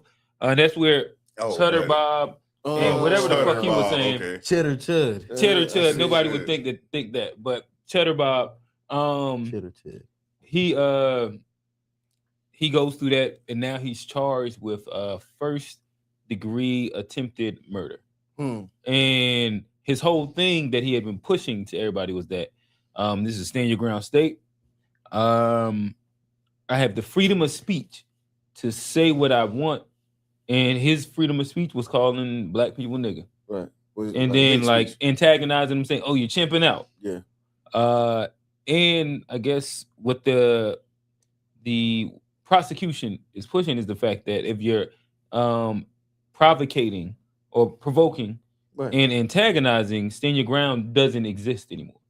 Is that what they said? Was that already there, or they're? Oh no, I said that it's already. It's already there. It's like a 5-pillar thing. It's not standing your ground if you. Yeah. And then even with stand your ground and self-defense. Right.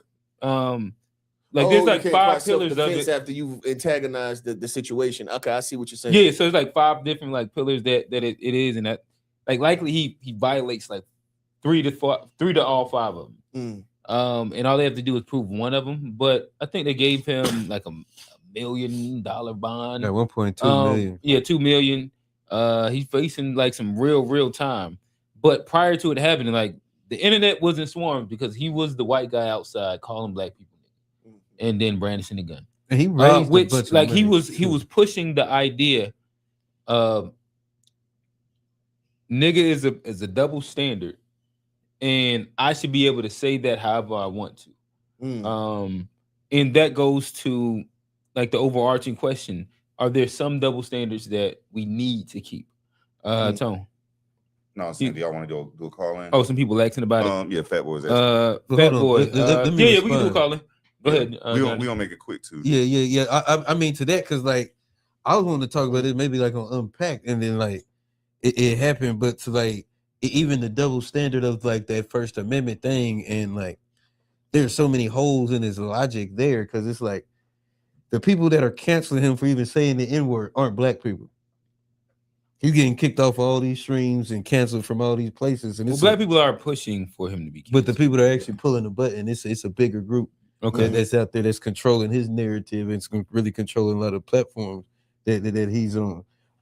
Freedom of speech, the First Amendment, it also covers like freedom of religion. You know, people, a lot of his supporters, I mean, they're probably a lot of the same people that are Islamophobic, and so like to that First Amendment thing, like it's not even about the First Amendment. It's about just punching down on black people. It's about like just we're an easy target. You can get it off. And it's going to, make you feel good about yourself, but you really not really doing nothing to support First Amendment, right? You ain't really. Is that what he was talking? He was talking on some First Amendment. Yeah. He would always, freedom of speech. Yeah, he would always quote, but it's like you real niggas ain't really making freedom of speech better. Not when there's like the president that we had, when he's actively trying to, shut up the press, and that's another part of First Amendment. And it's just so many holes in the logic. I don't know it to be holes in the logic. He just tried to push it to the extreme, right? But the thing, like even like I don't think we had this argument already, but I don't think you're presenting a hole in the logic outside. But you're pointing that fact that he's biased. But bias can happen, and what he's pushing is the idea of the basis and how far I can go with freedom of speech to what I want to say. But I feel like the reason he can't say it, he could say it. He did. Well, but he's complaining. He complains about like getting kicked off of like the streaming platforms and stuff. And like black people don't run any of them platforms. We're not the ones that are actively like kicking him off. There's another, kind of financial. I don't think that he was ever saying nigga because black people did something wrong to him. Yeah, I get that. But you should be attacking the people who are actually like doing like. But if he has a bias and he's racist towards black people, like it doesn't matter. Like that part doesn't matter. He just want to say what he want to say. Like you're putting like a moral and rational justification to it. That with him, he just wants to be able to say black people are chimping out and that they are the N-word with the hard ER. And for him, if you negate me from saying that, then like you're infringing on my First Amendment, and I want to see how far we are able to go as a people. But I think like nobody stopped him from saying it. Let's pull in these calls. But the people that stopped him from saying it weren't like. All right, we can get to shout out to Fat Boy. What up? Talk to us. What's good, fam? Hey, listen. All right, my bad. We got to chill. Fat Boy, if you don't turn that camera on, you can't get on, you can't get on Chuck and you listen. You went so far down the Drake rabbit hole. I listened to the voice notes. You was about to pull a card on my boy TBI. I said, God damn. I'm man. I done walk. Hey, I done You walk. another faceless nigga. I say, damn. All right, fat boy, you got. I done walked away. I done walked away from the FBA plantation, man. I can't do it no more. I can't do it no more, bro. I can't do it no more, gang. I can't do it no more. These niggas is a cult. These niggas. That boy crazy. Talk to us. What's going on? But now I was just addressing the Chud thing because I've been seeing this running narrative with people where they do the comparison where like they be like, well, if Chud was black, he'll already be dead by now. You know that thing. And it's like I hate when people do that because he not going nowhere black, bro. I get it. He streamed himself saying what he's saying to black people. I get it. I understand it. But in Clarksville is 45 minutes away from Nashville, right? Nashville, where he goes at is to these suburbs, and you know what I'm saying? He not going around niggas doing none of that. He ain't coming down here to Memphis for sure doing no shit like this. Yeah, like people see what he doing cause I'm gonna be honest, Chud been going viral about a year. It's just then got so intense. Gotcha. Yeah, we been knew about Chud down here, but the reason why he survived so long is because the places where he doing this shit at is like it's safe. Majority white. It ain't even not just about it being safe. It's majority white. It's tourist spots, bro. Ain't nobody finna cry. I don't care what no nigga say. Ain't nobody crashing out in the middle of no Hollywood. You know what I'm saying? Yeah. Yeah, ain't nobody doing no stuff like this. So I was just, you know what I'm saying? I was just saying that part because a lot of people, for some odd reason, we got that shit bad where if we see a white person last too long doing something, we like to, the whole George Zimmerman still alive. Yeah. You know what I'm saying?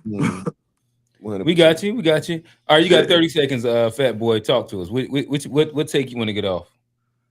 Hold on, about what? You got 30 seconds left on your call in. Talk to us. Nah, I was just addressing that. That's the reason why I was asking the call in. Okay. Cause I'm in Memphis. I'm in Tennessee where the nigga at. You know what I'm saying? Yeah. I feel it. Yeah, good info too. Cause we wouldn't have knew that. Nah, for sure. All right, fat boy. I see you in the Discord and inside Unpack in the after show.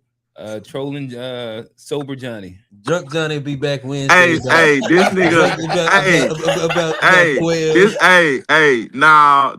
This nigga need a 1-2 step program for the shit he be on. This nigga Johnny.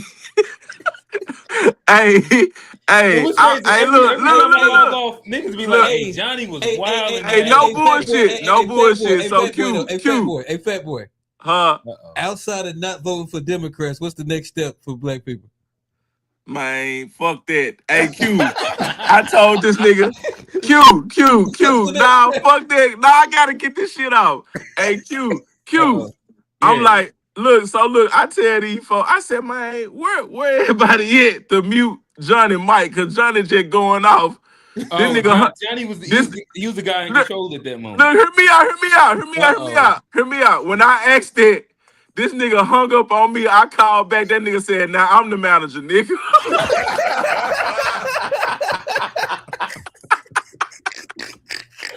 Oh no! The nigga said, "I'm the manager." The man said, "I'm the manager, nigga. You report to me." Yeah, Johnny be in the after show wilding. Hey, last thing I did, the worst thing I ever did was give Johnny control back then. Let me get the keys. Man, you gave that nigga the keys. You gave that nigga the keys. You gave that nigga the keys. Johnny be just doing anything. Man, you gave that nigga the keys, dog. And he treating that, look, he be drunk, treating that motherfucker like it's a Corvette. I swear to God. All right, appreciate you, fat boy. All right, brother. All right, man. All right, we got Unc. Talk to us. Yo, what's good, man? Hey, look, Unc gonna show his face. Talk to him, Unc. Yo, shit, I'm here today. I'm live. You know what I'm saying? I'm here ugly and pretty all at the same damn time. Listen, what I'm saying, y'all, look, y'all boys be wilding. You know what I'm saying? Uh-oh. Y'all been wilding today with this We do. woman, this or that, whatever. And Rail, come on, bro. Y'all, you know the motherfucker goddamn smell like professional farts. You know what I'm saying? You goddamn out here, you wilding, bro. You know what I'm saying? Professional force? Farts. Farts. Farts. Oh shit. You know what I'm saying? That shit, it is what it is. But what I'm saying is that it might be, you know what I'm saying? Like I be around them, but hell, it is what they smell. And goddamn it, somebody got to be honest with the shit. Tell them put on some deodorant. Okay, that's where you from. Goddamn, but you come over here, you got to goddamn do what you got to do. See, I don't know And what. it See, is. look, I don't know what the ones that you talking about is, but like I don't know nobody that don't put on deodorant. Like I don't know. And so to be in whatever it sounds like, it's probably a high temperature workplace environment. It ain't no high temperature shit. We got plenty of air where I work at, motherfucker. Shit, you know what I'm saying? Motherfucker smell. Motherfucker come and goddamn be fresh as hell. Goddamn clean as what's going goddamn on. coming in, goddamn smell like hell. You know what I'm saying? I'm just being honest. For real. But anyway, we gonna go back to everything. We go back to Chud. Chud just a troll. You know, he's a troll. He got what he got. And you know, he's sitting out there and he looking crazy and did what he did. I wish somebody would have smashed his ass down. For real. I wish he would have ran into a nigga. He ran into black people and talked shit to black people. You don't talk shit to black people, talk to niggas. Talk to niggas when you want some nigga shit to happen. You talk to a nigga. A nigga goddamn get you where you need to be at. When you want to get touched up by a nigga, goddamn go talk to a nigga. Right now, he come around here and talk to some niggas around here where I'm at. Niggas. I hate these niggas. I hate niggas. I'm telling you. Goddamn, but come around here and talk to him. Goddamn, they get you. Right? He'll put you where you need to be at. He was in the wrong spot. He didn't go to nigga territory. That was the whole problem. He went to territory, like he said, that was where it was, it's some of this or some of that there. It was a vacation spot. Goddamn, no. Go where niggas at. Go to where niggas at. And it don't have no difference. No, he should have went to with niggas. I ain't talking about black people niggas because shit, the direction is turned. If you see all the white niggas that's in the projects around here where I live at, white niggas, a breed of American nigga. That's what I'm telling you. Hispanic niggas. These is niggas. They putting all of them together. All they doing right now, they got them putting them all together in one form, and got them. They gonna put them all together, and guess what they gonna do? All these buying these houses right here. What we doing this, as y'all call regentrification or whatever? Goddamn, we coming in y'all got their areas, and they got them put all them together. And they gonna ship all them niggas out to nigga land, and all them niggas will be together, no matter what race you are or whatever. Goddamn, they gonna shut the projects down and ship them niggas to nigga land, and niggas let them niggas live together. He ain't no race, niggas. He was saying niggas, but he thought he was talking to niggas. He was talking to black people. Black people ain't gonna react the way niggas do. Niggas don't have no reaction. Niggas is just an instinct, and it's got them on your ass. Just instinct on your ass. Hey, listen, shout out to the Boondocks. Love y'all. Aaron Magruder, he wrote it well. Everybody has their nigga moment, but appreciate you, Appreciate it, and nigga Love synthesis. y'all, man. Love y'all. All right, hilarious. Yeah. One more I was just looking at Steve pulled up. All right. Hey man, I wasn't gonna call in, but within a matter of 2 weeks, Fat Boy then went and became a Pan-African. Hey. He did denounced FBA over Drake. This all it took this whole time for Drake to drop an album. A couple weeks ago. I should have saw this. I should have saw this coming when he was siding with Camus on the South African. I knew he was finna make a. Hey, Steve was in Discord. He said, "Hey, we gonna have to revoke your pass. I had you Hall of Fame before this." Yeah, man, dude. Yeah, man. He was first ballot FBA Hall of Famer before this Drake situation, man. Now that nigga Steve Rose. And it's crazy because it shocks me because I ain't know. You know, I ain't into this. Well, I think I did get added to the. I just don't check it. But hearing Fat Boy go from where he was the last time. This is crazy. Hey, this is crazy, man. This is crazy. And then to Johnny, he did pull a power move on us in the post game show last Johnny week, was man. wilding like that. I Hey didn't know. man, he dropped Buddy. Me and old man said, "What happened to Fat Boy?" We was like, "What happened to Fat Boy?" He said, "I dropped him." He said, he said, "I'll show y'all who in control." And then he let him back up. I said, "Damn." I said, "Oh man, Oh, Johnny, you man. We tripping, giving bro? niggas You some tripping, power. bro?" Buddy was tripping in that post game show, man. That nigga Johnny I let him crazy. back in. Now he let him back in, but after he Johnny let him said, back in, he said that's just to remind y'all I could do that at any time I wanted to. I was like, golly. Just letting y'all know.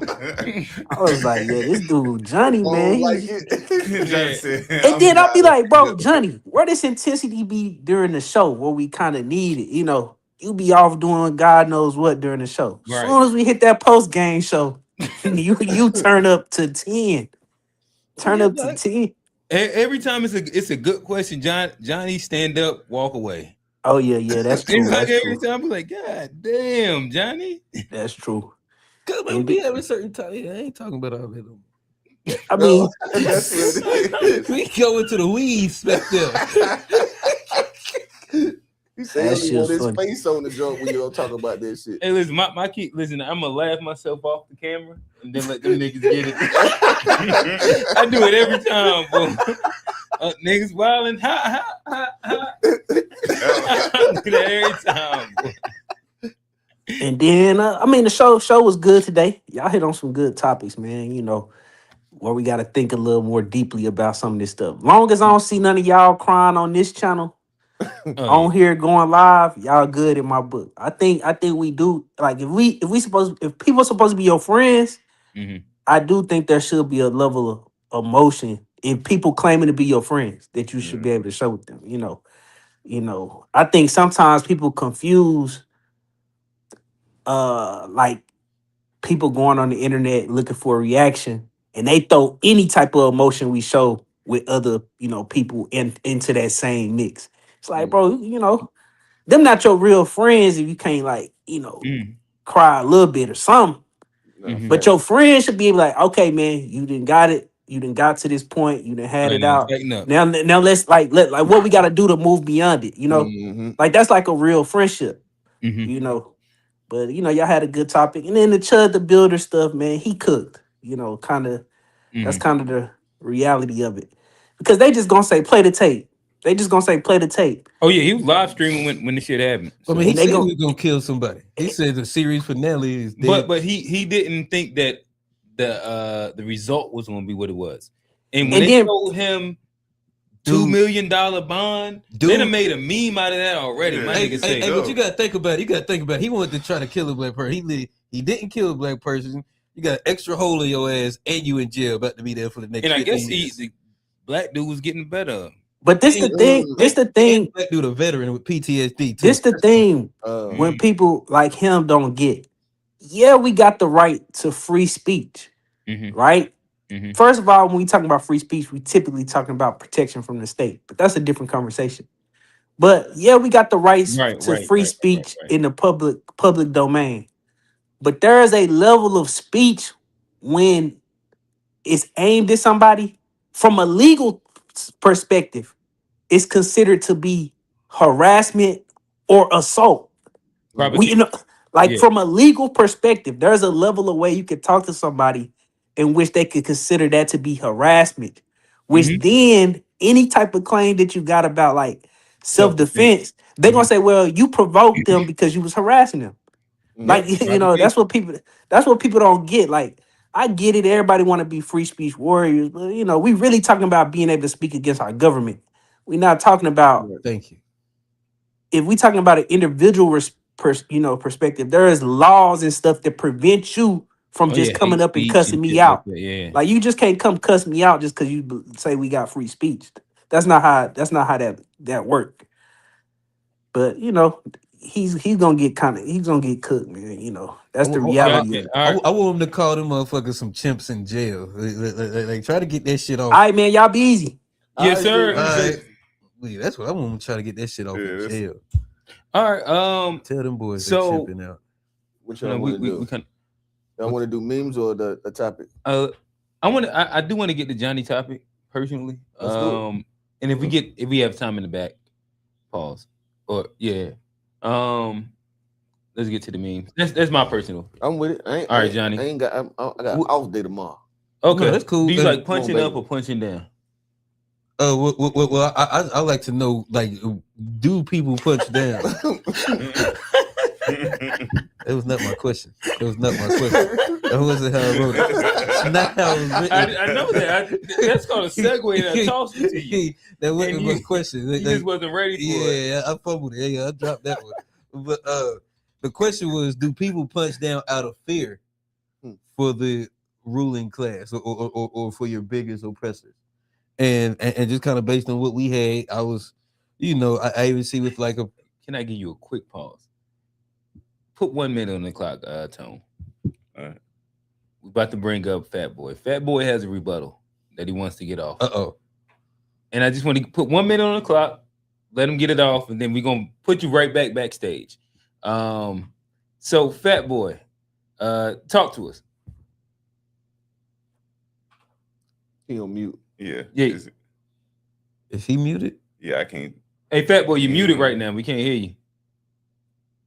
No, click it. You can't click that button right there in the corner. No, the one on his little screen right Yeah. Above- Tone, above you get it. remove. Hold up, above where? No, Oh, ain't nothing on that window. Right okay. there. There you go. No, it's not me. Oh shit, Fat Boy, you muted yourself. All right, so never mind. He wasted all of a minute, and Fat Boy didn't know how to unmute himself. Johnny, we'll throw back to you, and then if Fat Boy is able to get off on mute, then we'll shot back with him. Mid, skip. Mid, But skip. yeah. So like, and it Shout out was. to Drake. And it was coming from like even like my first initial thought when even the Chud the Builder was he's punching down on black people. Like you're getting this, you have this animosity. Punching down. And there's a ruling class that like really is controlling your freedom of speech or the perception that you're losing it because of this ruling class, but you want to punch down on black folks. FBA, we've had countless discussions with them, and we see them punching down on the, what the quote unquote tellers, and it's a thing. And then even this Not that you see us, we see them. You know FBA. Man, like us, okay, us, like us, whatever. And then even this week we went to halfway across the globe in South Africa. We see something a similar, series of events taking place, and the rhetoric coming is very similar to the stuff we hear in FBA, and so that's what I want, and that's what I want. Like the punching down, it's like, is it? Do we just like see an easy victim and we punch down to make ourselves feel good? Is there a bigger strategy behind it? Does it actually help us beat up the bigger people? Hey man, let me in the show, man. Let me in the show. Where Okay, he was already on the stage. where nigga Steve at, man? Where nigga Steve at? This is the perfect 1v1. Where Steve at, man? Where nigga Steve? Steve's on, but go ahead and get your shit off real quick. God damn. Hey, look, we pushing go on a minute, and then we Hold gotta on, get back to Steve the ain't show. on the joint no more. Yeah, Steve. Hey, Steve. Steve's still here, but Steve, we can give you 10 seconds. he to ran. Cause he was saying something. Then Go my ahead phone, and hit my go on phone the started timer. bullshit. So then I'm like, damn, let me call right back. All right, talk to us. You got a minute. Go. Yeah, cause he said in a matter of 2 weeks, Fat Boy didn't what now? He was saying You so. said you went from paying survivalists to now that you FBA is a cult. Yeah, man, I had to leave the plantation, man. It wasn't. Yeah, I can't do it no more, gang. I can't, man. I gotta let it go, man. I just want to be free. What Drake say? I just want to be free. I just want to be free. I just want to be free. You gotta make them pay. You gotta make them That's pay. my favorite. I played that shit earlier, actually. I just want to be free, but I can't. Nah. I gotta let them have it, man. You know what I'm saying? Sometimes, when you're dealing with cult, like, you know what I'm saying? They got when you when you're dealing with cult like ideologies, and sometimes them shackles they be on us. You know what I'm saying? It be hard to let them go. It be hard. Yeah. It be hard to let them go. But sometimes you just gotta, you gotta do that. You know what I'm saying? Leaving. Listen. Leaving FBA is gonna hurt me way more than it's gonna hurt them. It hurt me way more than it's gonna hurt them. Man. They gonna miss you, bro. Man. They might. This might be my first time getting a jersey retired. Oh, yeah, you gonna be in the Raptors for sure. Yeah. What's your jersey number? 100. 6. What that nigga say? What is 666?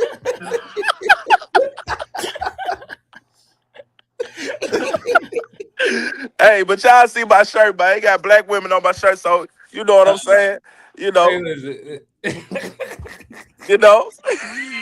Man, listen, all right, we got. I'm gonna give you 30 That's a seconds black on this. and white picture. Hey, I'm gonna give you 30 seconds on this response, and we gotta get out of there and get back to serious business. But speaking of black women on your shirt, why you let your ex FBA brethren to this day they still in that unfiltered chat arguing about black women?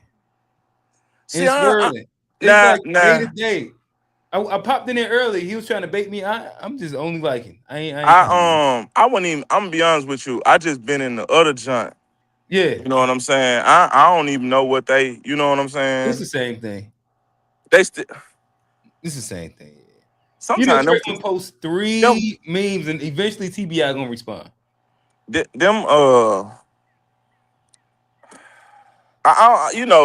conversations. I'm not finna sit up here and dwell on that shit every day, bro. I'm not finna sit up here and don't nobody got time for that, bro. That shit boring. Go get the That's pussy. what I say. Go get the pussy you want. That shit boring.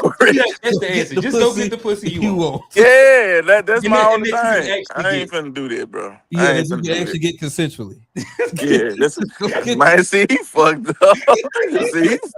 See. Hey, now they gonna see this. We're gonna Now, throw they gonna see this. We'll bring Steve up or not. They gonna see this. Now they gonna put me in violation. We need to get back serious. Yeah, I think we need to get. I mean, I fuck with Steve, but I think for the show itself, all right. We about to get back serious. Fat boy, appreciate you. Appreciate it. All right, I think Fat Boy gonna hate us for this one, or explicitly Johnny. Johnny, go ahead and give us a quick question into what you asked again. So yeah, the punching down, and like I say, I was drawing a parallel from Chud to FBA to the events in South Africa, and the fight back is always, well, we gotta punch down to help us give us a better chance of defeating the ultimate thing, and I just don't see the strategy in it. And to me, it's a let me get an easy win. It's always taking the L, and I don't know if y'all agree with that. If y'all see there's something else. Want me to go? You want to go? Well, I agree with this. I think that my issue is that when I ask most people within like different movements, like what's the end goal? And if we go back to unpack, I was talking to Common when I say, all right, so if we play this out in the best way possible, like how does this go to where, like, all right, after you kick the Nigerians out and shit like that, and all the immigrants, how do you force white people to do the thing that you're asking? And there's never a rational answer to that. It's only the idea of like, well, shit, if I get them out, then you know what? We're going to be better. But then if you look at America, we just seen this play out. Trump said, hey, immigration, we're going to get them Hispanics out. Guess what big business told Trump? Give them back. Hey, you fucking up. Give them back. Give them back. Give them back. Give them back. And like that be the thing is that I think that punching, I think that is the natural response and I wouldn't even put like a specific like group to it. Whether you say FBA, Africans, we just see like we seen the whites do it. One of my favorite South Park episodes is they took her jobs. Took her jobs. Yeah, like it's a sentiment that a lot of people have, and I think that it's when you have the hierarchy of the power, or what is it, the bourgeoisie and the in the elite, proletariat, is that proletariat. As long as you're inside some version of a hierarchy and or caste system, if you're one step above, you have people to blame. Yeah. And I think Steve might have used the term buffer class, and I think all these ones end up being things that applies. But the issue is that when you eliminate said buffer class, that the solution doesn't get solved. Mm-hmm. It just opens the door for more exploitation. And I'm gonna land it real quick. So like Camus, he said that if we get all these immigrants out, then it opens up this $10 billion industry that's gonna allow us to do what? And like I said, my question was like, did you see what Walmart did to small businesses here in America? Capitalism and people in power, they're eating resources. If your people already don't have the resource, like the capital to like what's the word? Not promote, take advantage of like this gap, the void. Guess what's going to happen? The economic opportunity. These Caucasians that already own most of your farmland, most of your most of the neighborhood land that you can build in. I'm saying the wrong words, but most of the economic power, they're just going to eat up more resources. They got blank checks. See, real. This is what I would say, and so like I listen to the opinions like on their face. So like even with the FBA conversation, okay. I understood where they were like this whole delineation thing, right? Mm-hmm. I understood what in their mind what the reason premise. Why they was going to do it and what they're looking to accomplish after with doing said thing. I think on his face we all agree with that concept. But yes. even when we go to South Africa, as I was listening to Camus, they get there off of the same original thought, the same premise of thinking. It's coming from the same place. Mm-hmm. So essentially what it is that these are the individuals that I can actually touch. Yes, because the powers that be, we always talk about this. That's always this blanket statement for a bunch of shit we really don't know. Right. You know what I mean? Like, who is the individual that you can, or is it an individual? Is it a family? Is it, you know what I mean? So like, these are just the only people that you can touch. So it's the only people that you can touch, which is in turn the reason why you blame them. You know what I mean? And so like, I don't want to talk down on it like it's just like a dumb thing and it's just ignorant. I understand how you get there. And I think that the situation is created in the way the system itself is created in the way that the only we gonna make them the enemy because we put y'all in this situation where y'all sharing the resources, right? You know what I mean? Now we did that, but then we understand what that then creates. Mm-hmm. You know what I mean? And I think that's just the natural inclination, as you know what I mean. I think that's just a natural thing. And what I would say is, we kind of had our hands up at similar times, but one, to answer Fat Boy, it's Trey, FBA Trey. You got to fight him. That's who you got to fight to get out of FBA. He's asking it. He put it up there. But also to piggyback on a statement that he asked on Unpack, and it was a statement that he wanted to answer where he said, so if the Africans go kill the white folk, then are we going to defend the Africans, the South Africans from America coming and stomping down on them because of, like they're hand in hand? Well, my issue is that, as I tried to articulate when we was having a conversation, is that at that premise, if that is your premise and you believe that will happen. Hold on, he said he believed that will happen? Yeah. Like, so he, like that's what he said is that, in essence, if like we're pushing the South Africans to go run down on the white folk, but if they run down on the white folk, are we going to help them when America and all the colonial powers come to save them, right? Yeah, I see. But my only rebuttal to that would be that, so if they're going to strong arm power regardless, what is kicking out the Nigerians or whoever else doing? Like, if anything, you're eliminating a power source to actually fight quote unquote like the global system of white supremacy, to where now you're lessening your numbers. But if they're going to stomp down on you regardless, and then they have the enforcement of these colonial powers, then it's almost like you're making a case for Pan-Africanism, Pan-survivalism. I think that's like the new way they say it. But oh yeah, that was the first time I heard when you said it earlier. oh, not that I've seen it multiple times. But to me, like that's the conundrum. Like if you're already saying that this group is going to run down on this, like the population regardless, then what's the reason of kicking these other niggas out? And my thing would be like, Yeah, super chat too. does it read it? Unc said, I told you guys the other day on the show, South Africa will never be what it need to be until they learn how to self-govern. They need the white people there because the white people self-govern. But then I don't agree. I disagree with that because people Yeah. say that about FBA, about like why we can't get Yeah, rid like of that, that's our- like that's the racist sentiment that's given that black people don't know how Yeah, the to government. civilize themselves. But the reality is that 9 times out of 10, every single system, every single group that you look at, there's a version of exploitation that is happening there and a lack of resources. Where I think the studies showed, I forget what country in Africa it was, as soon as they got food, resources, and like clean water, their IQ point jumped like 70 points. Rwanda or something. Like that. Yeah, like but typically it's a lack of having Johnny. But yeah, and like what you were saying is like, and it's the same thing. Even like when I express like kind of like support for Pan Africanism on the FBA angle, is like, how are you going to stop the colonial powers if we don't all come together and fight as a global black people, as a global oppressed class? And because we're fighting, it's the same colonial power that came over here and set up white supremacy, imperialism in Africa. It's all set up by the same rules or same white supremacy thing. And so if we're fighting it here, we're gonna need their help. Just like they're saying, if they kick at them and America comes, they'll need our help.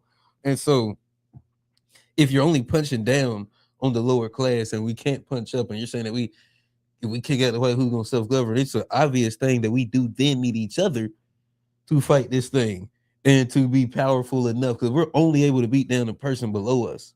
So my question, we then need to come together and pool our resources to be able to fight back against the power structures That's why, that be. like I said, no I matter think what that continent we're talking his rebuttal about. made a case for Pan-Africanism, survivalism. oh no, I'd agree with that. I didn't get I didn't watch the full John because I didn't. You know what I mean, either way.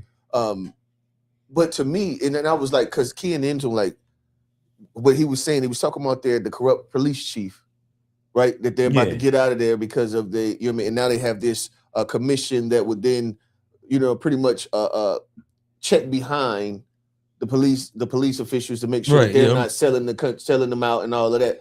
And it's like, the thing is that it's what it seems like is every time you have this movement to try to do whatever the thing is that's trying to be done, because we're for sale, you always run. You always go because of the system being set up with these positions. This person is over this. If you can make this man not have to make his life and his family better, he gonna sell out. We've seen it time and time again. It's too many carrots and everybody a bunny. So the moment you get like to women, they be like, oh shit, I'm gonna get this. And so like you get tricked. Like you get into a public office or a position of leadership, and then the temptation comes. Mm-hmm. Hey, look, we can set you up to take care of your family for life, but all you got to do is just sell the rest of the people out that look like you. And if you ain't been able to take care of your family your whole life, and now you're able to, like, it's almost hard to turn that down. If you know your family gonna be straight, and this your one job, and I'm here to protect my family, and now I got an opportunity to, but just at the cost of my people. I mean, in the scarcity mindset, a lot of people gonna take that opportunity. And then it ain't got to be such a scarcity mindset. It's like, okay, so what if I just make it so that either, and just think about this, like it's funny. I'm playing the Avatar game now, and even in the game, the sellout was like, okay, so either you let your own people die, or we're gonna kill all of them. You see what I'm saying? So it ain't even got to be just my family. You know what I mean? Like it's almost like we believe in this necessary evil, like these, and we push like these, Thanos. Right. It's like this thing is just. I think that it'll be never ending. I don't think that we'll ever find this this unity and this camaraderie where we could actually trust an individual or individuals to do the work on our behalf. AI. Nah, We'll get there with you AI. made a. Well, we ain't gotta go back to that. You see how they did what they was talking about with the courts trying to use the AI shit? Yeah, you That remember when joke Johnny is was terrible. My bad. Predictive policing and all this. That's terrible. That was a terrible take, and I wanted to talk about that when y'all talked about it. That was a terrible take. Oh, he didn't do that here. No, he did that on Unpack. It was on Unpack. I was in the truck like, this nigga, I got him on Sunday. Don't worry about it. Johnny sometimes just run off a bad one. Yeah, no, that's been terrible. That predictive policing and them utilizing that for Johnny thought that the end goal of AI is that they're gonna find that black people. Oh yeah, they did say. I was like, all right, Johnny, what are you talking about? He said, hey, that was hilarious. Hey, look, man, between like motherfucking, I trust RoboCop, man. Hey, all right, so let's put one more minute on the clock. We do have Fat Boy in the back. We're gonna allow him to rebuttal the statement that we questioned. Talk to us, Fat Boy. Am I back up here? Yep. Yes, sir. Okay, first of all, I want to say I'm back FBA. Okay. I'm glad we brought you back. Y'all niggas done drove me. Y'all done drove me back to FBA, dog. Y'all niggas done. Q. I got a question. What happens to every black country, right?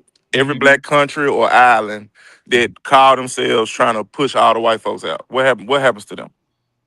They get exploited. Do any of the surrounding They countries? just did it in Bikini. Johnny, let me and Q get this shit off. Do Yeah, any of the surrounding black countries or islands aid and assist them after they do that? Yeah. So if you look at South Africa, you would say that Nigeria. You can run down like a bunch of them during apartheid that they did help. So you think Nigerians coming over there right now to help get the white folks out? No. You asked for an example. I gave you. They ain't helping Kamu. So you said like they not coming over there to do. Or there are other black countries that help, and I was just giving an example of what you asked. You asked, man, them folks don't help them fight them folks. Because if that's the case, then why the white folks ain't out of South Africa right now? Then if that's the case, if they've been helping them, they not helping them. Q. They not. So listen. All right. So you asked an example. And during the time of apartheid, the Nigerians, the Ghanaians, the Zimbabwe, like they helped aiding inside the plight of it. But so I'm not gonna say I personally accept, but let's accept your premise. By what you're saying, black people are fucked up. What I'm talking about is what I'm talking about. Individually, every black country can't beat the colonial powers, but then that also pushes to here in America, like, how do we beat the white supremacy global network? Q, what I'm speaking to is war. I'm not speaking to no political aid, no. If they want them white folks out of South Africa, hold on. So how do we beat them as the collect, like as FBA? Why do y'all? But this is my thing. That, like in general, they can run down and stomp down, and they have global networks of white supremacy. Right. But why do y'all every time these type of questions come up, right? Well, you gotta answer the question. You about to like ask because Q. I'm gonna be honest. Q. It seems like y'all do this to be circular. What y'all do is I just asked you a really like hear me out, Q. Anytime somebody bring a question, Fat Boy. Anytime somebody bring this shit up, y'all try to draw it back to us. Let's be real, we got to deal with white folks. It's no other way. But that's not everybody else's reality, bro. Well, no. So why do y'all keep doing that thing where y'all bring shit back to us? Made it everybody's reality. So you said that. No, I didn't. Listen to me. I didn't make it our reality. Y'all made it our reality. So listen. You said in Haiti. You didn't literally say Haiti, but you're like giving like examples. Like, give me a third world black country in which white people came and stomped down, and other countries, other black countries helped. And the answer will be inside like your guys, none of them, right? Basically, yeah. Right, it's cool. And to me, if what I'm saying, let me accept that. I'm accepting it, right? So I agree with you. So then to me, if also we are looked at as black people, we just live in America. We can say let's go with like the indigenous route. We're indigenous to America. If we see that happen everywhere else, and we see that no other black people help them, and we also see that none of them are successful. My only question to you then is that what is our route to make sure that we beat this global network of white supremacy then? And my response is due to the fact that us over here, we Okay. make up 13% of a population. Okay. White people make up 60% of their population. Okay. We are forced to deal with white people. We don't have to accept it. I think that y'all think that when a nigga say we forced to deal with them, y'all think that a nigga saying we have to accept everything and everything from them. That's not what I'm saying. We are forced to deal with white people, bro. The sooner niggas get that through their head, the better. We got to. Them other folks don't though. Right. And I'm not comparing this no more. I'm asking what can we do? I don't get your question then, because Right, if we live in two different hold on. It's if we live in two different realities, why do we keep having to draw? It's like anytime somebody asks this question to any one of these other places, y'all love to draw it back to us when they make up the majority of black people in everywhere they at. Yet they going through shit worse than what we going through, and we make up the small part of where we at. Yes, but they're inside of like an exploitative situation. It's exploitive because they allowing it, Q. Why you can't just say that, bro? Look, fat boy. We don't God even have damn, where's my FBA hat? No, Shit. cool. But look, fat boy. The thing is that the beauty is that we don't even have. Like, I can agree with your point right here, right? And then to me, though, still because of it's the evil, right? Like if we're all fighting the same evil, do you agree that white supremacy is the big global evil? I agree. Yeah, 100%. All right, so cool. So then if we're saying that we're all fighting the same evil, the issue is that these African countries, and this is like through like the POV of the FBA and like the maybe still FBA fat boy. That I'm kind of on the fence. I'm all right, kind of on the fence, FBA fat boy. What you're saying is that generally speaking, they make up the majority. So reality, they should just strong arm these niggas. But yeah. No, hold on. Let me say it. Let me lay it out right. They should stop hitting each other upside the head with ostrich legs and bamboo sticks. Get on code. What they should have did when the white folks had the Berlin Conference, right? That's what niggas should have had. Hold on, I'm not finna filibuster. What I'm saying is Shaka Zulu and Undugu and all them other kings and whatever over there, they should have had their own conference and said, look, they finna come over here, so let's stop fighting each other. Got you, but look. So what they need to do today, hold on, what they need to do today, that's what they need to do today so they can protect and aid each other, bro. But fat boy, listen. The thing is that like you've told me that what they're doing is not adequate and it won't work because they the majority and they ain't getting the shit done. I don't know why we would need to look at them. I'm just asking you, and we got 30 seconds on the clock for you.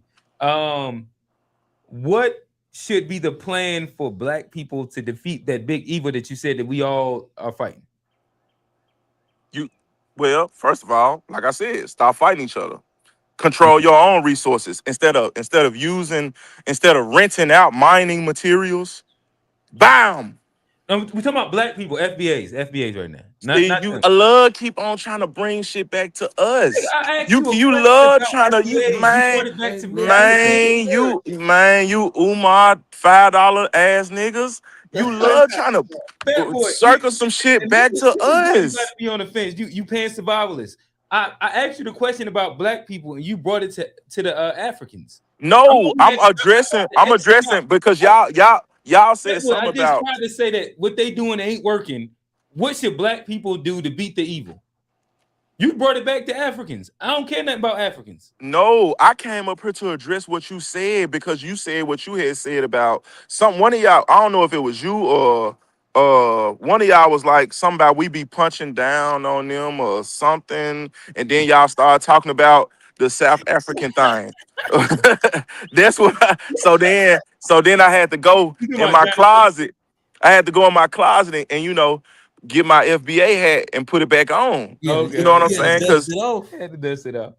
yeah, Hey, we about to move on, but you know the show. We love you. Fuck with you. For sure. We'll be- Shout out to our guy Fat. We'll be on there on Boy. Wednesday. Yeah. God damn. All right, brother. All right, man. Yep. Sound like this. I guess we're not doing memes. So I want to I think that's up the real Big Rello. or Tone. Yeah, I don't know. Bro, y'all know me. I got a long ride, so whenever Okay, y'all okay, ready. okay. All right. So No, I mean that was a good show. We had Mhm. I feel like everything kind of blended into each other. All the topics. We had a lot of good topics. Shout out ICEMan. Yeah, one could say that What do y'all the keep FBA shit shouting is out Drake for? Because he just dropped the album and it was good. This is like the 5th shout out. Yeah, I'm like, Iceman. what do we just? It was that great. Shebang. I like that song. That song was good. Shebang. Like, damn, we Like, shouted all out right, like 5 times. I shout out Kendrick and J. Cole too. How about that? Shout out Cole. There you go. I Real fuck with I that did have a song I like better than Hey, real. We love Cole again. How about that? Drake don't, but we do. Hey, Drake he had This a one diss tough, song. man. This nigga. 10 o'clock, what's the love? This the summer, so it's Oh, this is cool. good All the one, man. homies sleeping over, Yeah, cause Lil Man going tomorrow ain't crazy. no school. I Got was- the candy, got I'm the gonna play juice. this one too. Mm-hmm. Yeah, we'll Got my mama in the kitchen, cooking grits, cooking waffles. Mama, don't forget the chicken. I was scared to ride my bike, now I'm really out here tricking. You got that Papa playing Willie's going hardball, boy. tricks, Good and it bass really part. ain't Look at Ja. no limit. That's only I fell in love with Hey, a we got girl in G-Baby the back 6th there. grade. She don't know it, but she about to add my last name. She think I'm young, but I told her I'll be ready though. I think about her while I'm popping in the studio. I ain't dumb, I know she 12 and I'm only 9. But more than pretty girls like Alicia hard to find. She always smile when she see me in the hallway. But when she speak, I get shy and don't know what to say. I fell in love with a girl in the 6th grade. She don't know it, but she about to add my last name. She think I'm young, but I told her I'll be ready though. I think about her while I'm vibing in the studio. I ain't dumb, I know she 12 and I'm only 9. But more than pretty girls like Alicia hard to find. She always smile when she see me in the hallway. But when she speak, I get shy and don't know what to say. Hey, that's tough to me, And them bro. boys went out there and got That's smoked like that. 12 to nothing. Huh? No, I'm saying them boys probably went out there and got smoked 12 to nothing. Don't even matter. But that was a good show. Again, there's some great topics. We appreciate the super chats, appreciate the chat. Sure. Y'all leave us a comment below, hit that like button. I'm your host, Johnny P. Over here, real. It's Q. And we out.